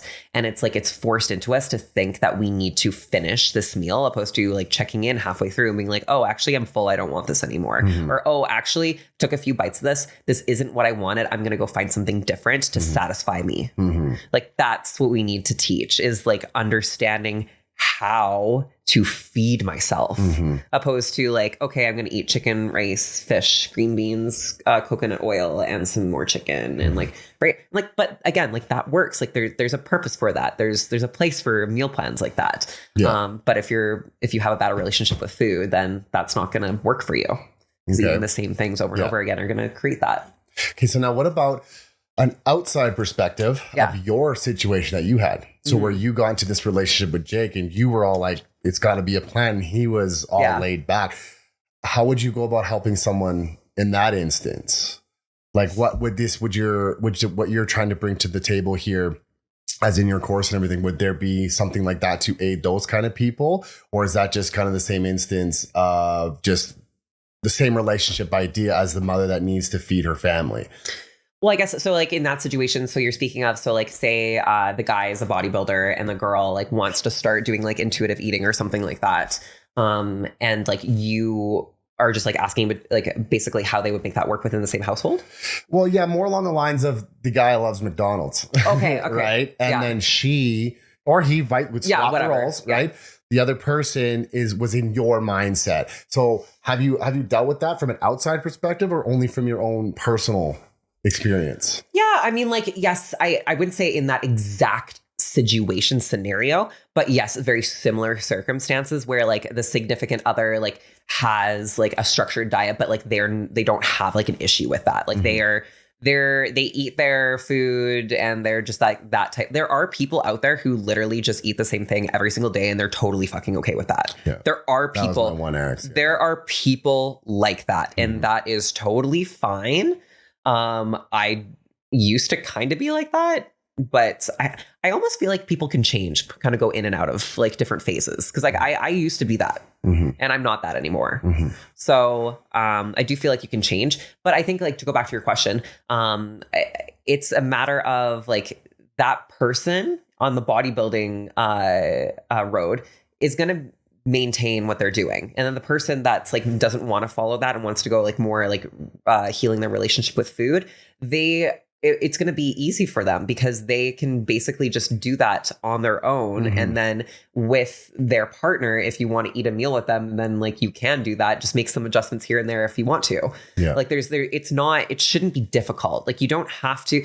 I think what a lot of people, I shouldn't say a lot of people, but I know that I struggled with this in the past, is that when you're with a partner who is like also into the same like activity as you don't have to do things the same way. Yeah.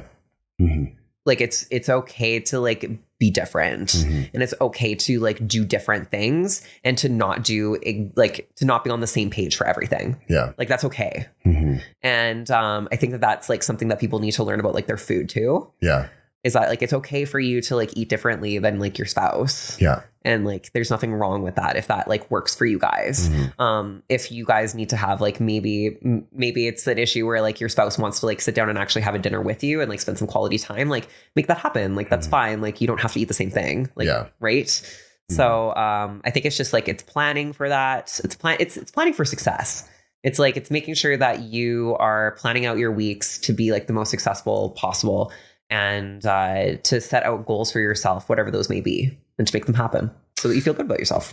Yeah. Has anyone ever made you feel guilty for staying on plan? on plan. So for eating healthy and trying to better yourself, has anyone made you feel guilty for that? I wouldn't say in the way that you phrased it, but I've definitely had people in the past, I guess like not like that I was so strict with my eating and stuff. So like my family, I would say, would be the biggest one. Like my significant others were always pretty good about it. I was gonna say, for me, it was always a woman I was dating. Right. They didn't like it because I didn't want to go out to dinners, or like when you go on the dating apps. Yeah, right? that's a big one. Be like, oh, like I remember this specific conversation. I said, I don't drink or eat out right now. The girl was like, then why are you on the dating apps? And I was like, sorry, you're not getting your free dinner here. Yeah, right? But it's unfortunate. Because I was going to say too, to talk like on the concept of relationship with food and like, so my, in terms of more like physiological rather than psychological thought processes, when I'm dating someone, I self-sabotage like crazy. Yeah.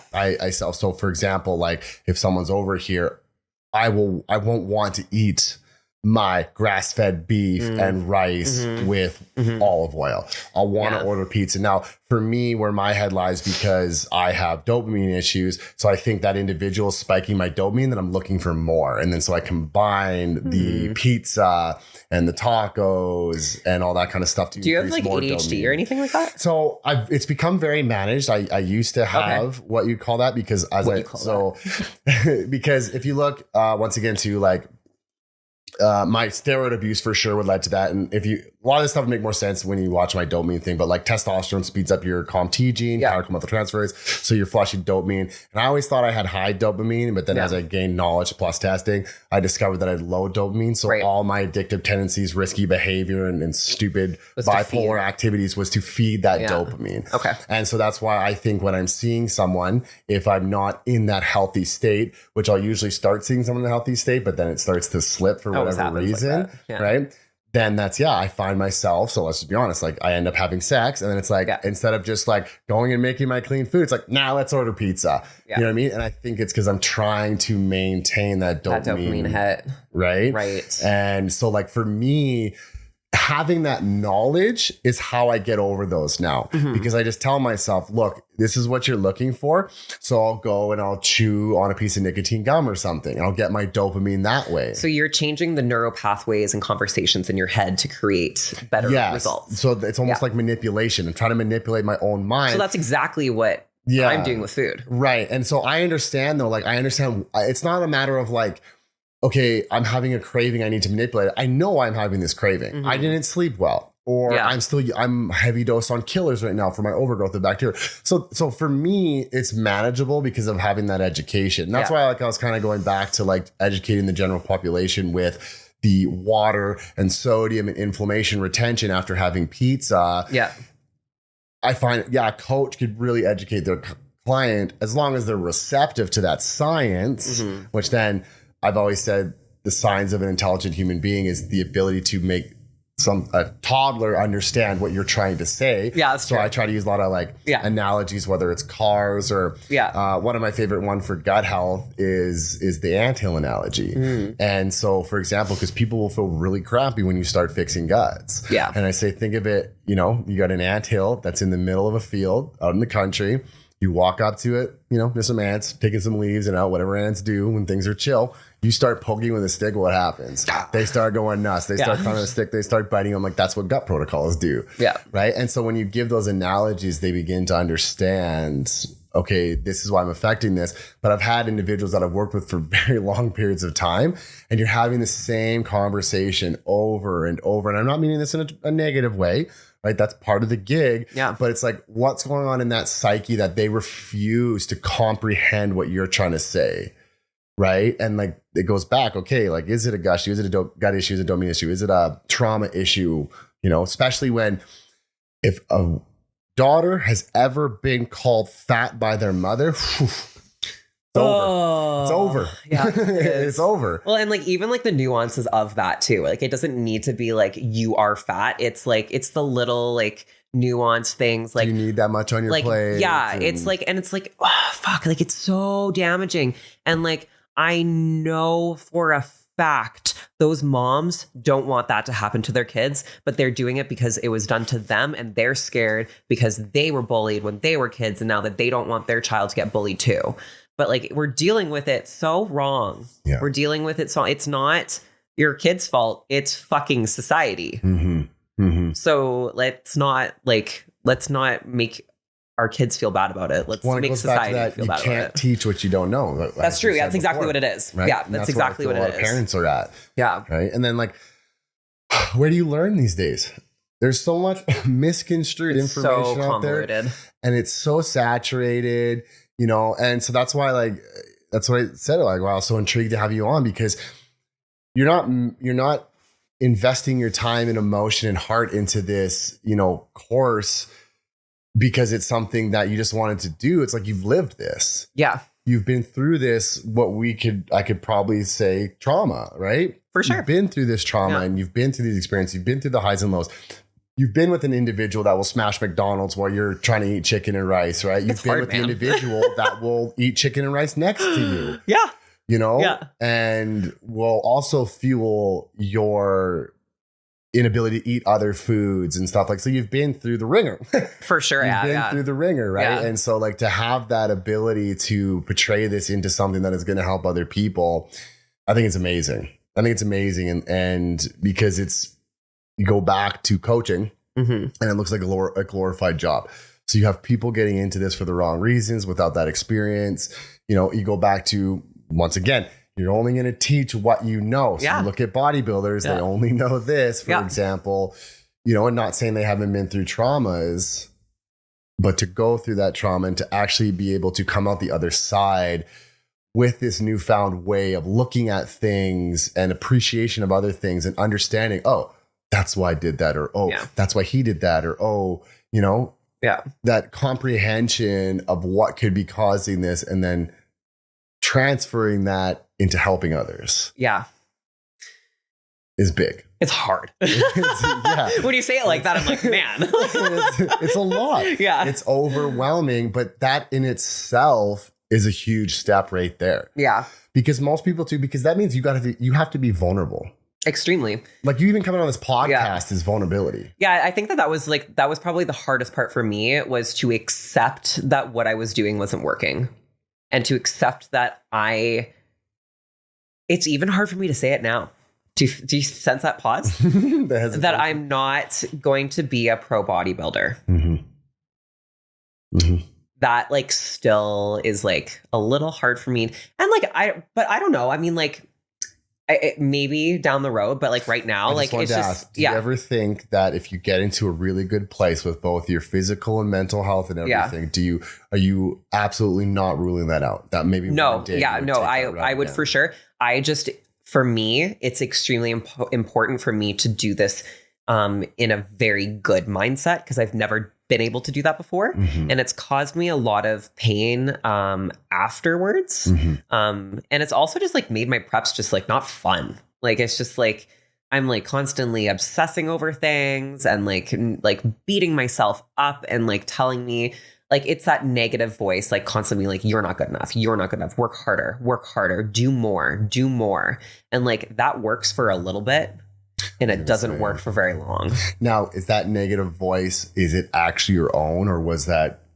I think it was a combination. I think it was, actually, that's a good question. I'm trying to think if that's actually true now. I think that like your ex was rough, wasn't it? Wasn't it was really bad. Like either more than just the food type issue. Oh yeah, there was a lot. There was a lot of abuse happening for sure. So you think like a big portion of that? I think that there was. It was so Would you say it was like feelings of inadequacy? Yeah. Yeah. I was never enough. And I think that kind of sums it up. I was never enough for yourself and others. Yes. Okay. And I think that came from, that wasn't just from my last relationship. Yeah. Like that is obviously from like things that have happened in my life. I grew up in a household who's like, everyone's very successful. Okay.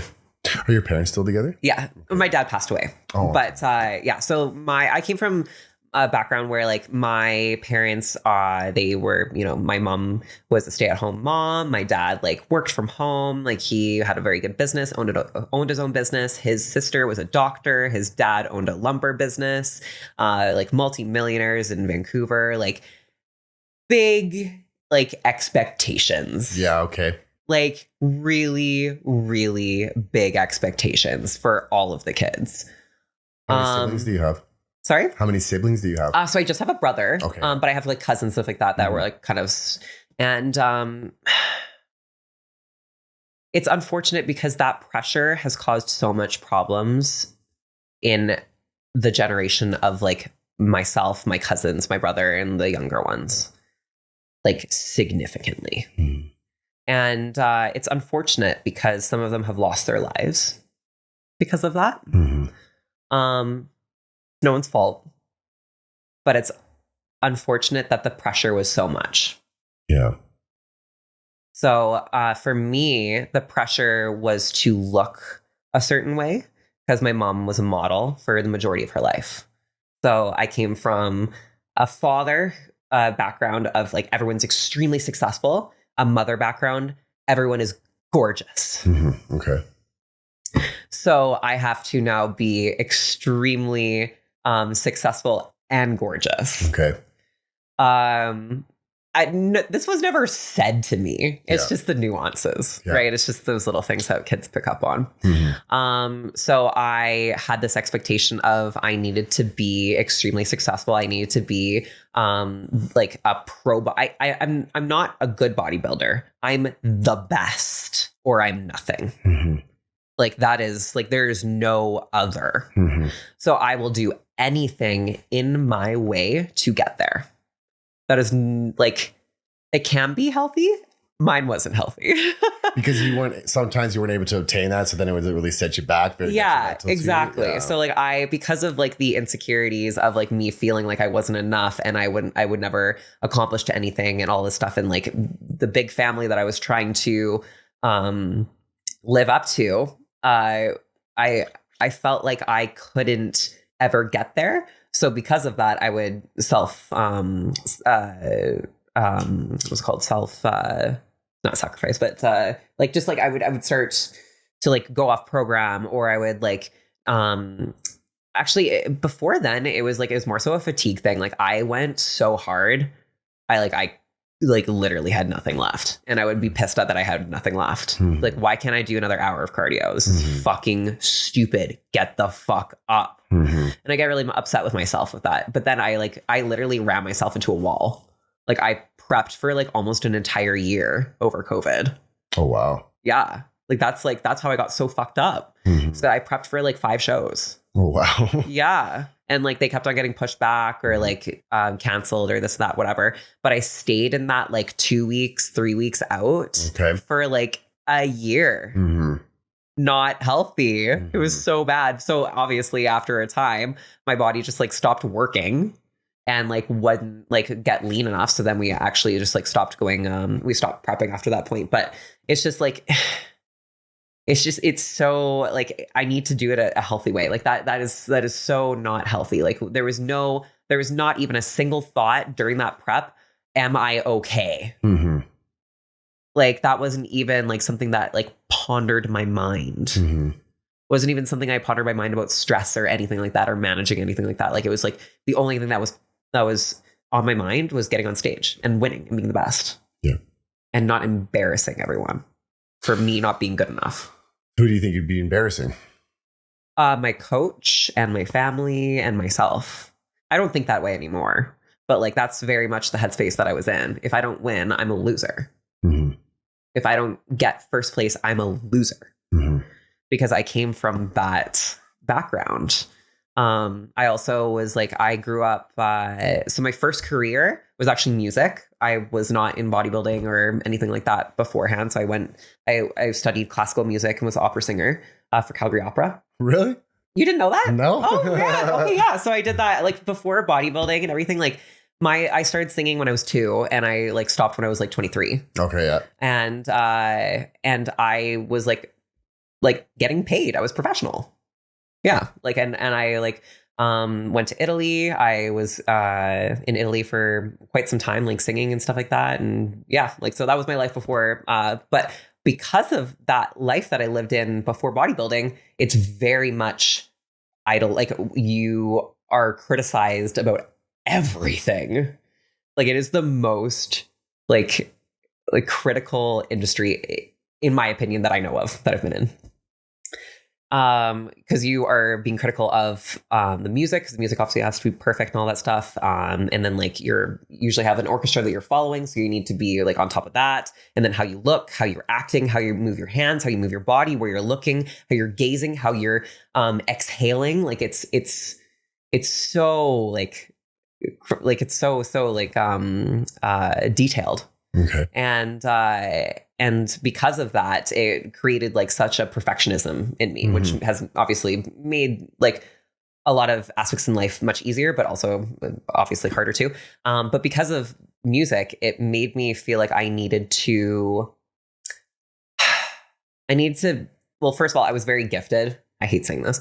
This makes me feel awkward, but I was very gifted. So like I won everything, and I wouldn't really need to try. So like I would have to learn like, I don't know, like 6 arias or whatever for this competition or whatever, and have to sing it. I'd learn like I would probably memorize those a week before the competition. Like, that's not normal. You should have those memorized like a year before, like, like at least a couple of months before, so you can really really perfect them and stuff like that. But I relied on like, I was just talented and good, and I just like relied on that. And so I won everything and all of that. And then when I went to university, or I guess it wasn't university, it was like schooling for music in Italy, it was so overwhelming, and like everyone was so judgmental and so fucking awful, and like it was just so critical, constantly like telling you you're not good enough, you need to work harder, you need to do this, you're not pretty enough, you're not doing that, you're not skinny enough. Like I was told on numerous occasions I needed to lose weight, like in that industry, like for the opera. Yeah, really, like that. Like people have this stigma, or like all opera singers are fat. Like that is not true. The most famous opera singers in the world are fucking stunning. Really, like supermodels. Gorgeous. Yeah. Like, because that's like, obviously people are going to want to look at that. Yeah. Right. So like, it's important to like hold that like expectation, but like, man, it is not a healthy place to be when you're 12. Yeah, no doubt. Like to constantly be like my skirt's too short. Like you look like a slut. Like you're now it's too long. Like, oh, those sleeves are too puffy. They make your shoulders look broad. Like it's awful. Like that, like it's constantly. I don't know about the men's side of things because I didn't live in that, but that's what I experienced as being a female in that industry. And it was really difficult. So obviously that propelled me forward into, wanting to be a bodybuilder because like the perfectionism, there's lots of things that do correlate with each other. But the expectation of being absolutely perfect all the time is just, man, it was hard. Yeah. So that almost sounds like where most of your stuff came from. That if you think about it, do you think? Yeah, no, I absolutely do. Like, I think that like a lot of the like nothing just like happens. Like things like happen in your life and like they propel you forward into the person that you are today. Like that is just a scientific fact. And like obviously the things that I'm talking about today were planted very like probably spaciously in my life from a young age. And I think that like music was a huge part of it. I think that bodybuilding was a huge part of it. I think that like me being bullied as a kid was a huge part of it. I think that the relationships I've had with significant others over the years has added to that. And that's what life's all about, is that putting all these fucking things together that we're learning and then trying to make something out of it or make sense out of it, or to at least allow us to propel ourselves forward past that. Like that's what life's about. Yeah. Right. But I had no idea that you did the opera thing. that's crazy. Yeah. I guess like it's funny. Like I talk about it just like I'm an opera singer. People are like, what? Like, could you still belt it now? I mean, yeah, probably. Like I could definitely like I can send you like I have YouTube videos and stuff. Really? Yeah. Oh, that's so cool. Yeah. Like I did it for the majority of my life. Really? Yeah. Like I quit like when I was like, yeah, like I said about 23 or 24 or something like that. And the reason I quit is because I don't know, is that I questioned myself because I told myself I quit because I didn't want to travel. Okay. But I don't know if that's the real reason. Yeah. Right. Like I feel like because like for an opera singer, typically how it works is that you like if you make it, you like will have like a couple of arias or like a role. So what's an aria? An aria is like a main song in an opera. I'm like, how do I dumb this down? So yeah, like I mean, like an aria is like so like in an opera when someone has a solo. Okay. It's usually their aria. Okay. Okay. Yeah. There we go. Yeah. So when sorry, I lost my train of thought for where we were before that. Because you talked about you didn't want to travel. Oh yeah, you travel. weren't sure if that was totally the reason. Yeah. So normally, like when for the arias and stuff like that, for the roles, normally someone gets like a role. So like you are Carmen, like that's your role, and you're gonna go around the world and play Carmen. Okay. So they have to like they're gonna be in Germany and they're gonna be in like Spain and like. So Carmen's like a persona, or Carmen's well, it's an opera and then it's a character within an opera. Okay. So yeah. Okay. So basically like those people are going to be like touring around a lot and they're going to be like they're not going to be like home in their residency a lot. And I wanted ever since I was very young, it was very important to me to have kids. I always wanted to have a family. It was very important to me. I'm fucking old. It's not happening. Just kidding. But just a number. No, I still fucking. I'm not ready to have kids yet. We need to learn a lot more still. But so that was really important to me. So that's why I like told myself I wanted to quit. But I honestly feel like I got pushed out of the industry because I just couldn't sustain the torture anymore. Yeah. Like I honestly think that it was like I felt so bad about myself. Like because like how the criticism and yeah was the given? criticism. Well, also I forgot to bring this up too, is that so I have a very severe learning disability, and it's been like a bit of shadow over my fucking shoulder my entire life. Like, man, people love to know that you have learning disabilities and just like tell you you're stupid. It's just like I've had so many people in my life say that like I was like dumb or not. Like what kind of people? Coaches and stuff like that. Why? So like teachers. Why do you think they would? I don't know. It's a good question, but I have dyslexia, so I'm like quite severely dyslexic.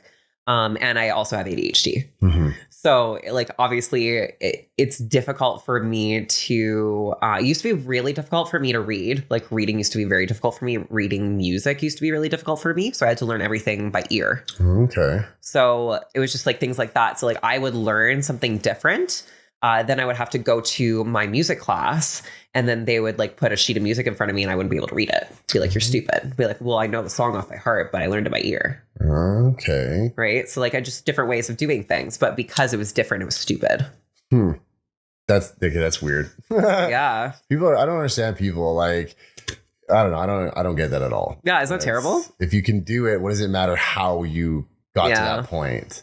Yeah. You know what I mean? Like, even if it was by ear or by paper, like it's just, and like you'd think like, is it not a coach's and teacher's job to make you feel better about yourself? Yeah, like, it is. I don't know what it is about music. Like, it seems like I don't know, maybe it's different now. Maybe I just had a bad experience. Maybe I just had like coaches or teachers that were just like, maybe God specifically gave me these people so that I wasn't a musician, so that I could be doing what I'm doing today. Who fucking knows? Okay. Right? Or sorry, before I forget, let me ask, because what's the situation I'm trying to think of where someone actually sees a lot in you? Oh yeah. Mm-hmm. And so then maybe they're frustrated that they don't think you're living up to that potential. Do you think maybe sometimes it was that too? For sure. Because you were so good? Yeah. I definitely agree to that. Yeah. For sure. Okay. Yeah, definitely. Like there was definitely some frustrations that happened. Like my one like core, like, so my main music teacher, Jackie, Surface Martin, if you know her, call her up. She's amazing. So she was my music teacher here in Calgary from 4 years old to like 23. Wow. She was like my like basically like my only music teacher like here. Like so she actually, I started singing with one of her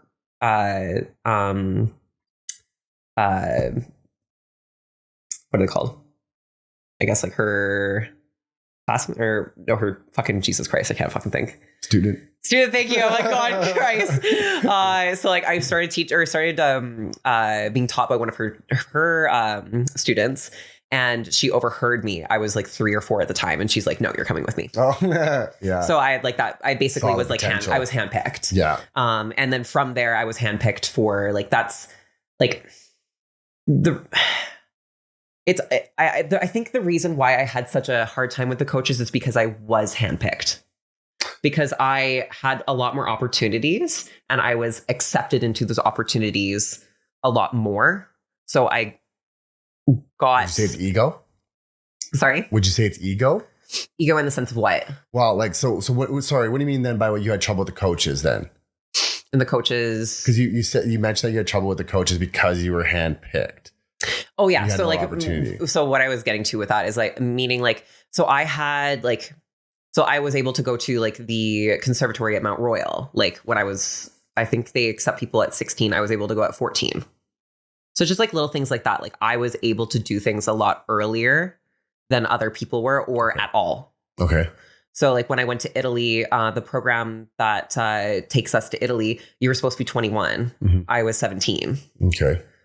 17. So it's little things like that. Like maybe I didn't have the maturity. Maybe I needed to be older. Maybe I wasn't nurtured enough.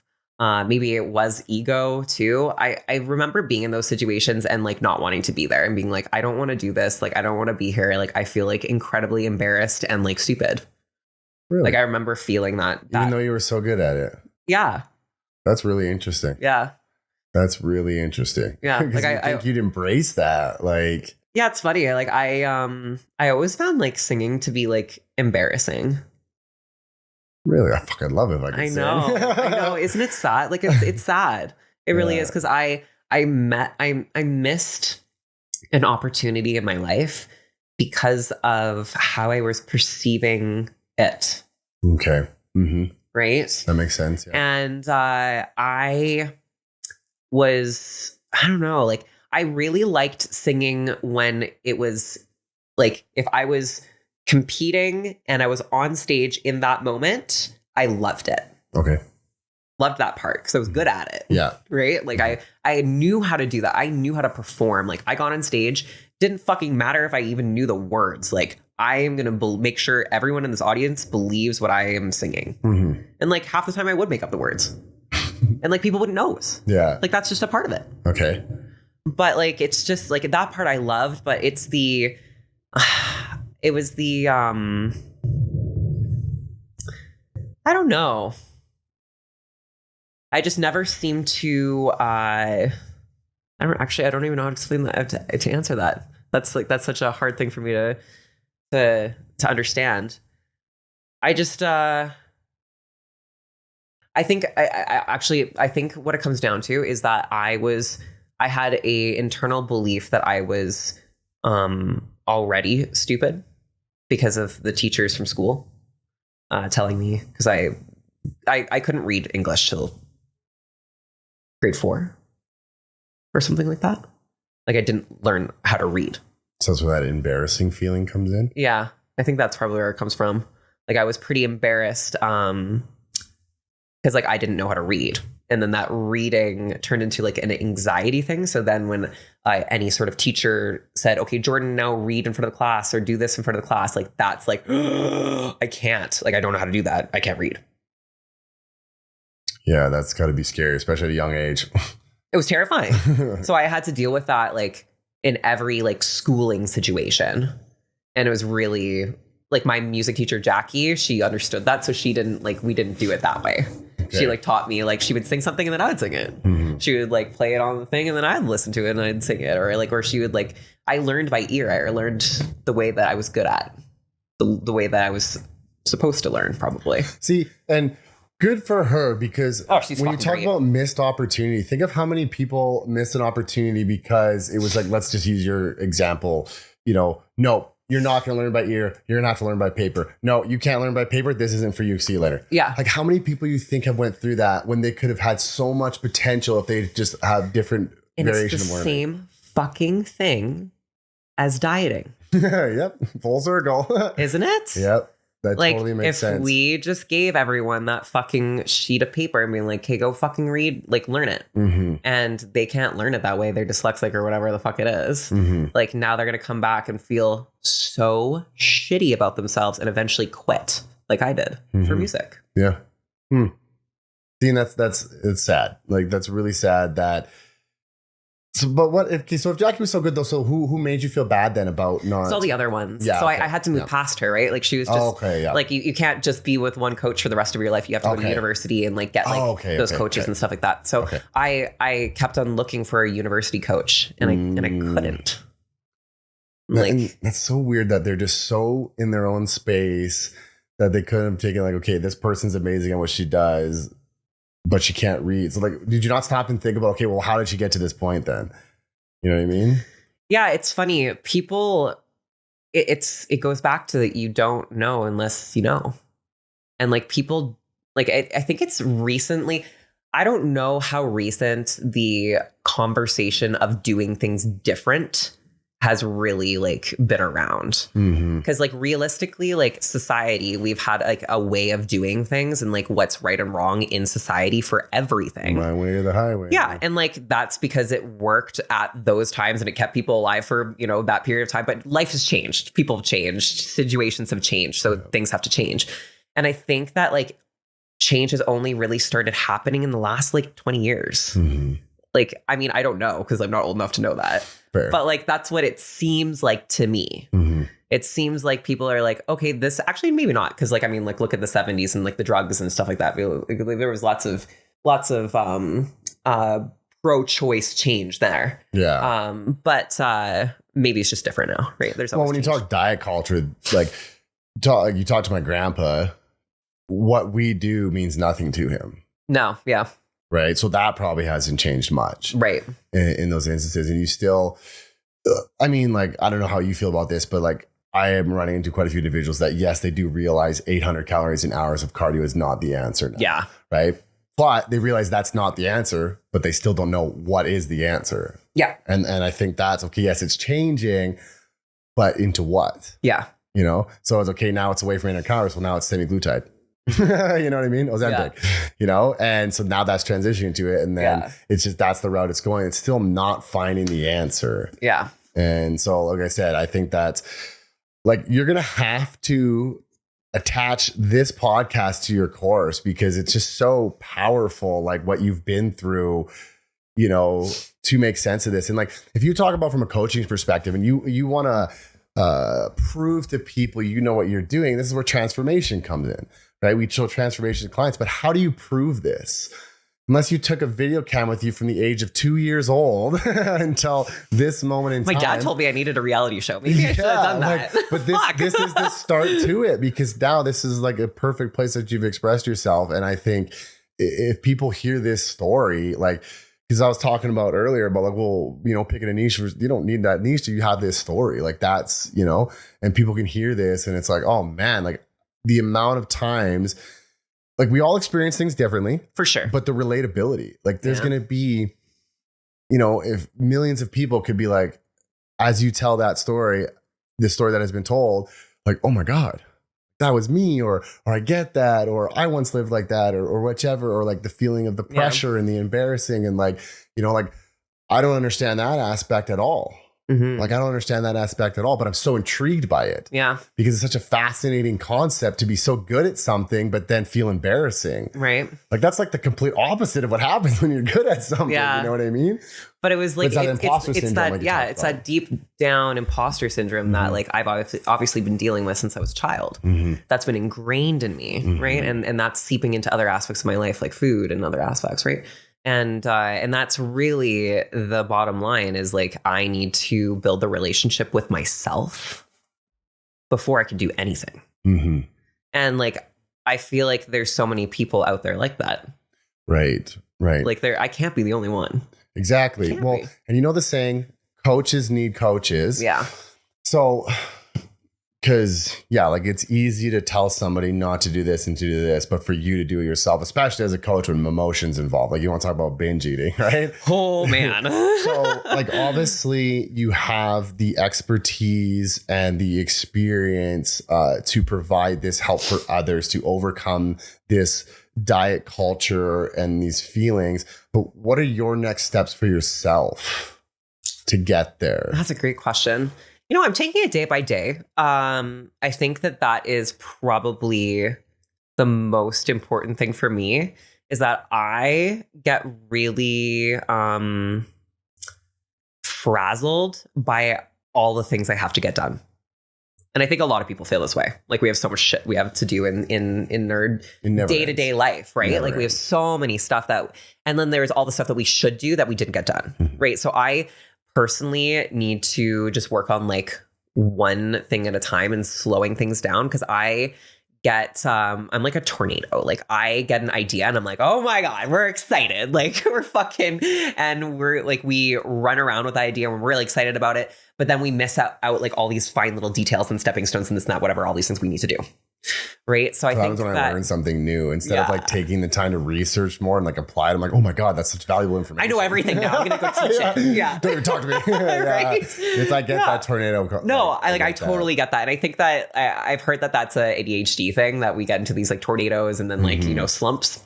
And I very much. It's also excitement too, though. It's very exciting. For sure it is. Yeah. Because we're passionate. That. Yeah. We're that passionate about it. Like I truly like, I'm the type of person that like, I move through life by feeling. I feel like there's like some people do that, some people don't. I'm very much like I navigate my life through feeling and what feels good and gut decisions and things like that. And it's fucking risky business, man. It's stressful, but it's taken me to where I am. And like there has to be something to that. Mm-hmm. So I need to keep on honoring that, mm-hmm. and I need to learn how to slow down, mm-hmm. and to like ask for help. I think that's a big thing for me. So I think like the biggest things moving forward for me are to obviously develop this course. I've already like developed part of it, and I want to develop myself within that and just be more grounded within it all, I suppose. So to not question myself so much, mm-hmm. about things and to be my own cheerleader, to work on those, the self-talk, to work on the negative headspace, like those things that I've had to work really hard to change, and I need to work really hard to get better at them. Mm-hmm. And I think that's like probably the most important for me as a coach. And then also for this, it's very important because this whole thing and like what I'm trying to coach is essentially me learning how to be a better version of myself within all of society and confusion. That's essentially what I'm trying to do. Yeah. And like trying to navigate that. Yeah, I was just gonna say, trying to navigate that. So I mean, like, you might not know what it is exactly that you're working on today or tomorrow, but like you'll know when it comes, mm-hmm. if that makes sense. Yeah, because like I need something different every day. Because like, mm-hmm. I find that like my mood is like sometimes I wake up and I'm like, fuck, I just have a blue day, man. I'm just like, I'm sad. It sucks. Mm-hmm. And like, you have to do something about that. Yeah. And like, it's important for me to not fall into those. It's important for me to, keep up with my stuff so that doesn't happen. Yeah.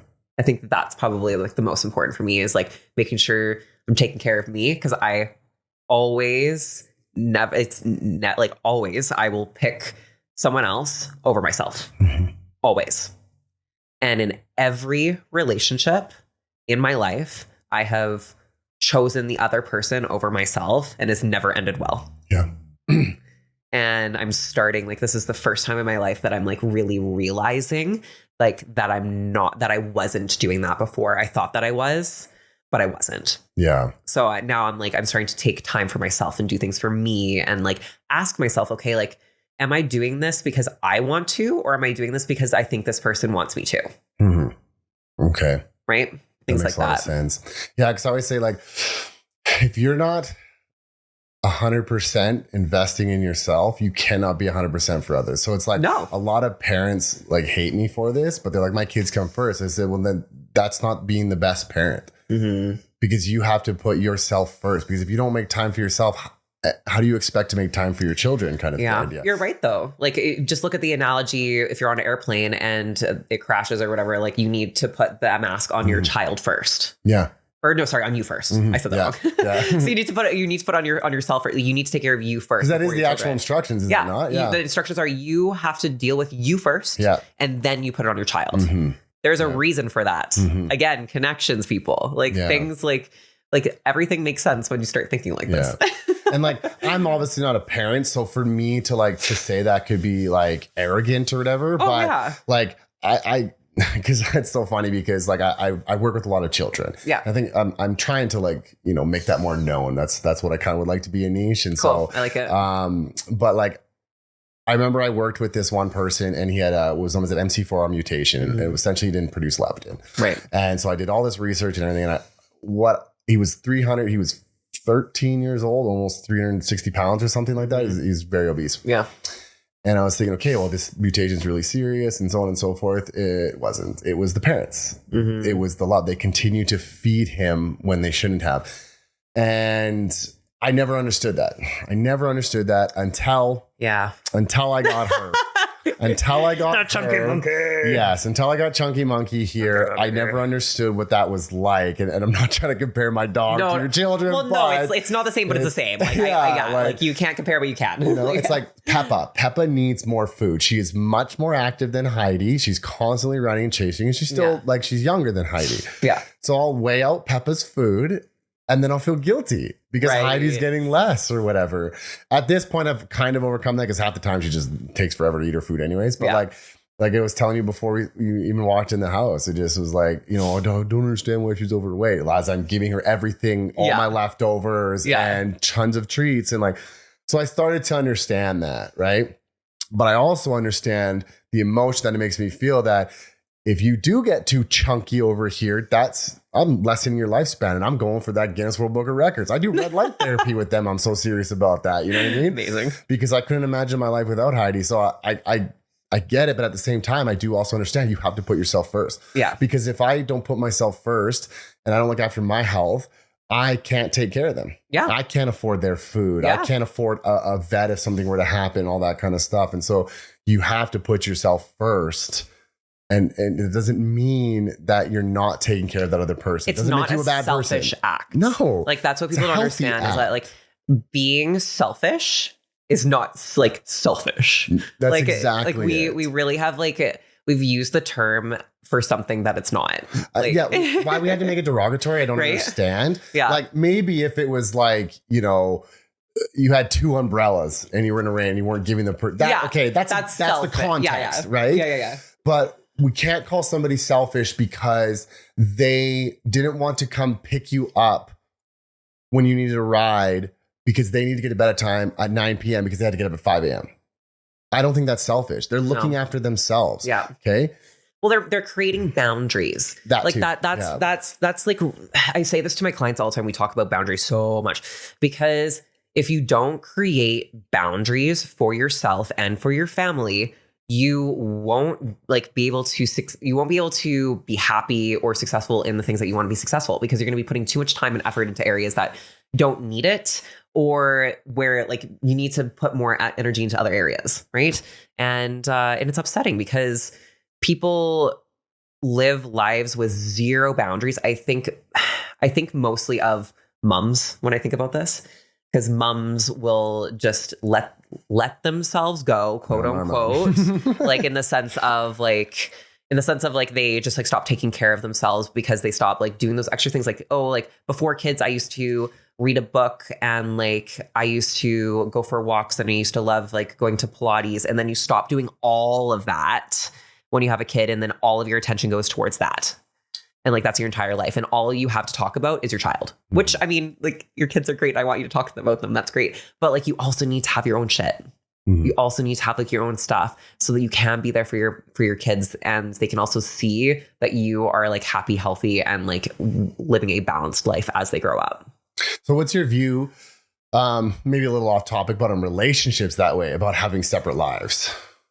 In the sense of like what? Can you? So, because you were talking about, we were talking about with food, you know, so for example, I don't mean to keep doing this, but Jake and McDonald's, and then you and chicken and rice, right? What about like, because you're talking about how mothers still need to have their time in their life as well. Yeah. You know, what about a relationship? Should you be doing everything together, or should you have separate lives?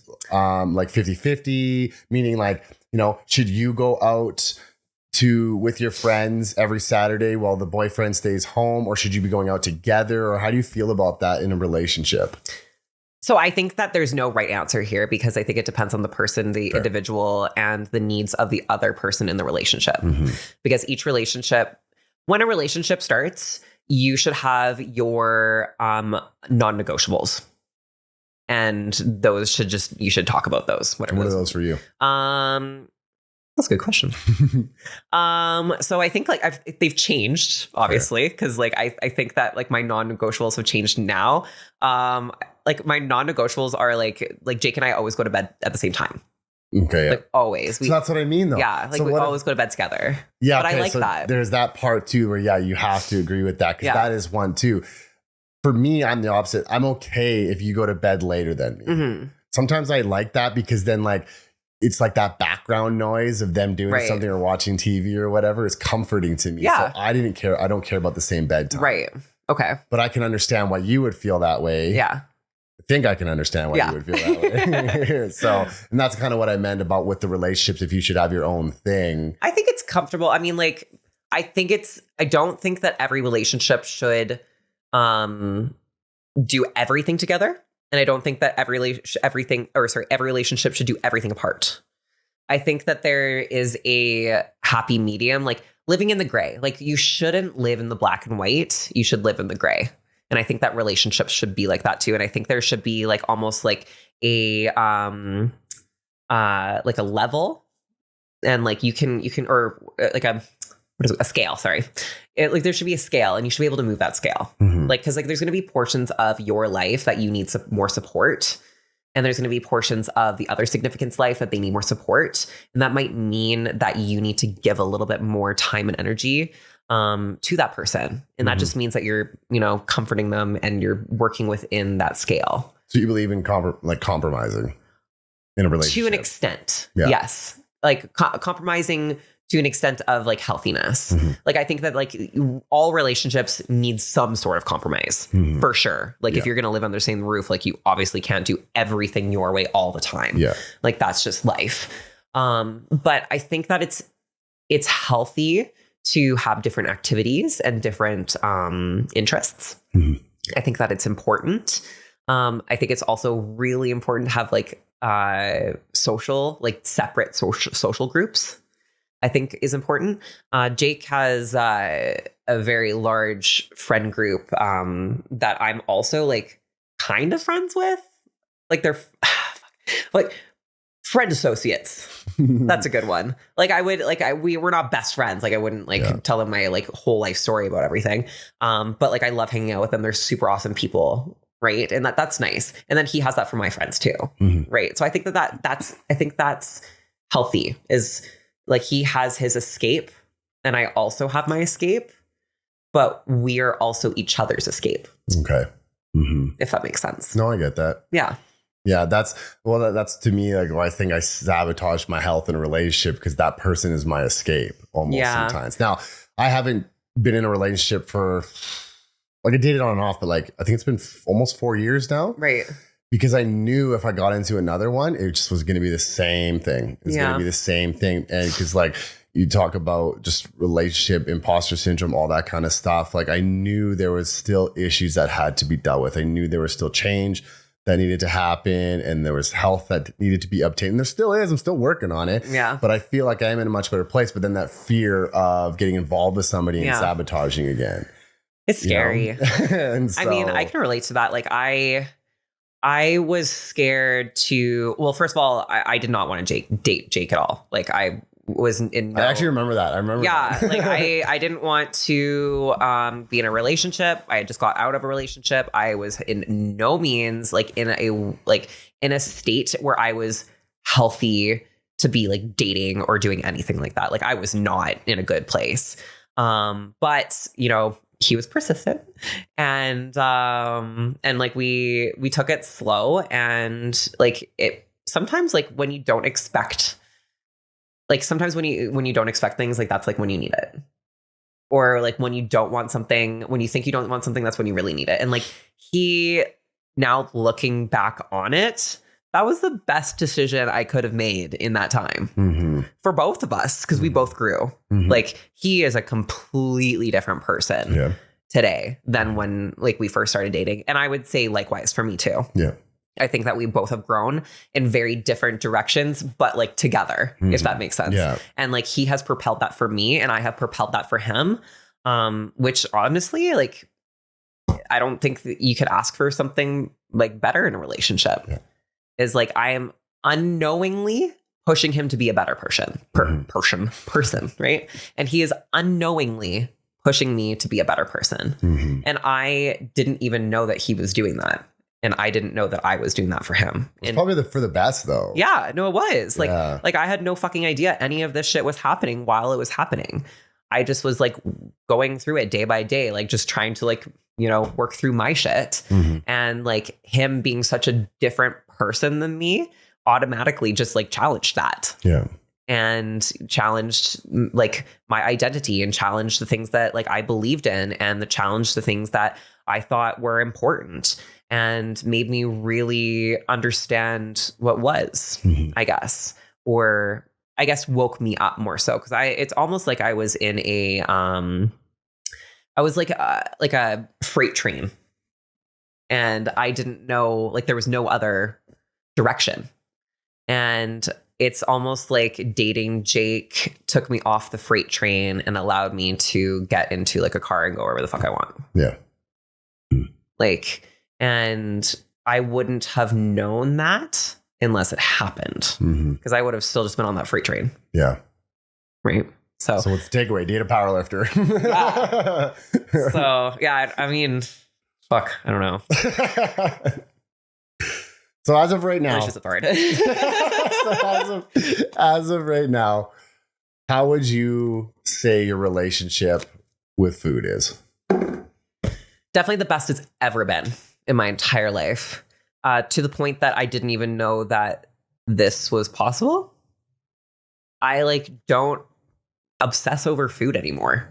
Like I used to, it would be as soon as I wake up in the morning, as soon as I like force myself to go to sleep because I'm not eating. Yeah. Like that, like it was ridiculous. Or it would be the other extreme of like restricting myself so much and like obsessing over food that way. So it was either obsessing over food because I wanted to eat so much of it, or obsessing over food because I don't want to eat any of it. Or it would be like obsessing over like foods being on the good list or the bad list, or obsessing over, you know, what great antioxidant is going to like save my fucking life, you know, things like that. Right. And just knowing and accepting that like eating a cookie isn't going to like ruin everything. Like I can eat a cookie today and I'm not going to like be 600 pounds tomorrow. Yeah.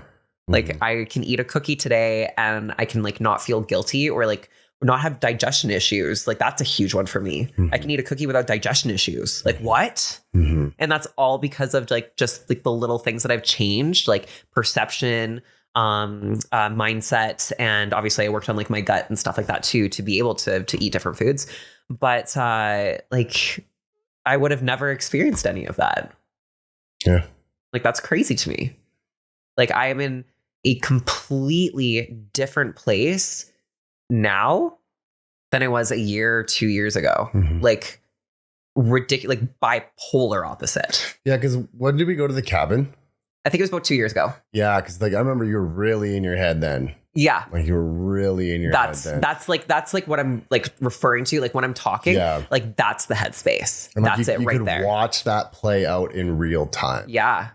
Like, and that was like a big reality check for me as well as a coach to see, because as a coach, you're behind a screen. You don't see what, like they vent to you how this made them feel, but to physically see it and experience, and like you just can help but like take in that body language and that emotion. Yeah. You know, and that was like a big turning point that I realized. There's two really big turning points for me in coaching, and that was one of them. And another, remember how I was talking about how coaches just motivate instead of changing the plan? A client called me out one time. She's like, dude, just change my meal plan. Like, and that was another really big moment. I don't get that. Like why can't, like, it is literally, I change my fucking clients' meal plans all the time. They're like, man, I don't want to eat sweet potato anymore. I'm like, fine, I'll change it. Like, whatever. Like, that's our job to do that. Yeah.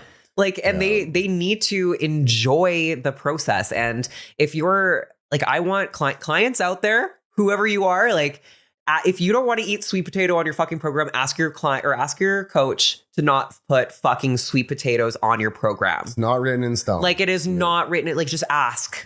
Just tell people, be like, hey, like, I don't like this. This doesn't digest well for me. I can't eat this anymore because it's too slimy. Like, just let us know.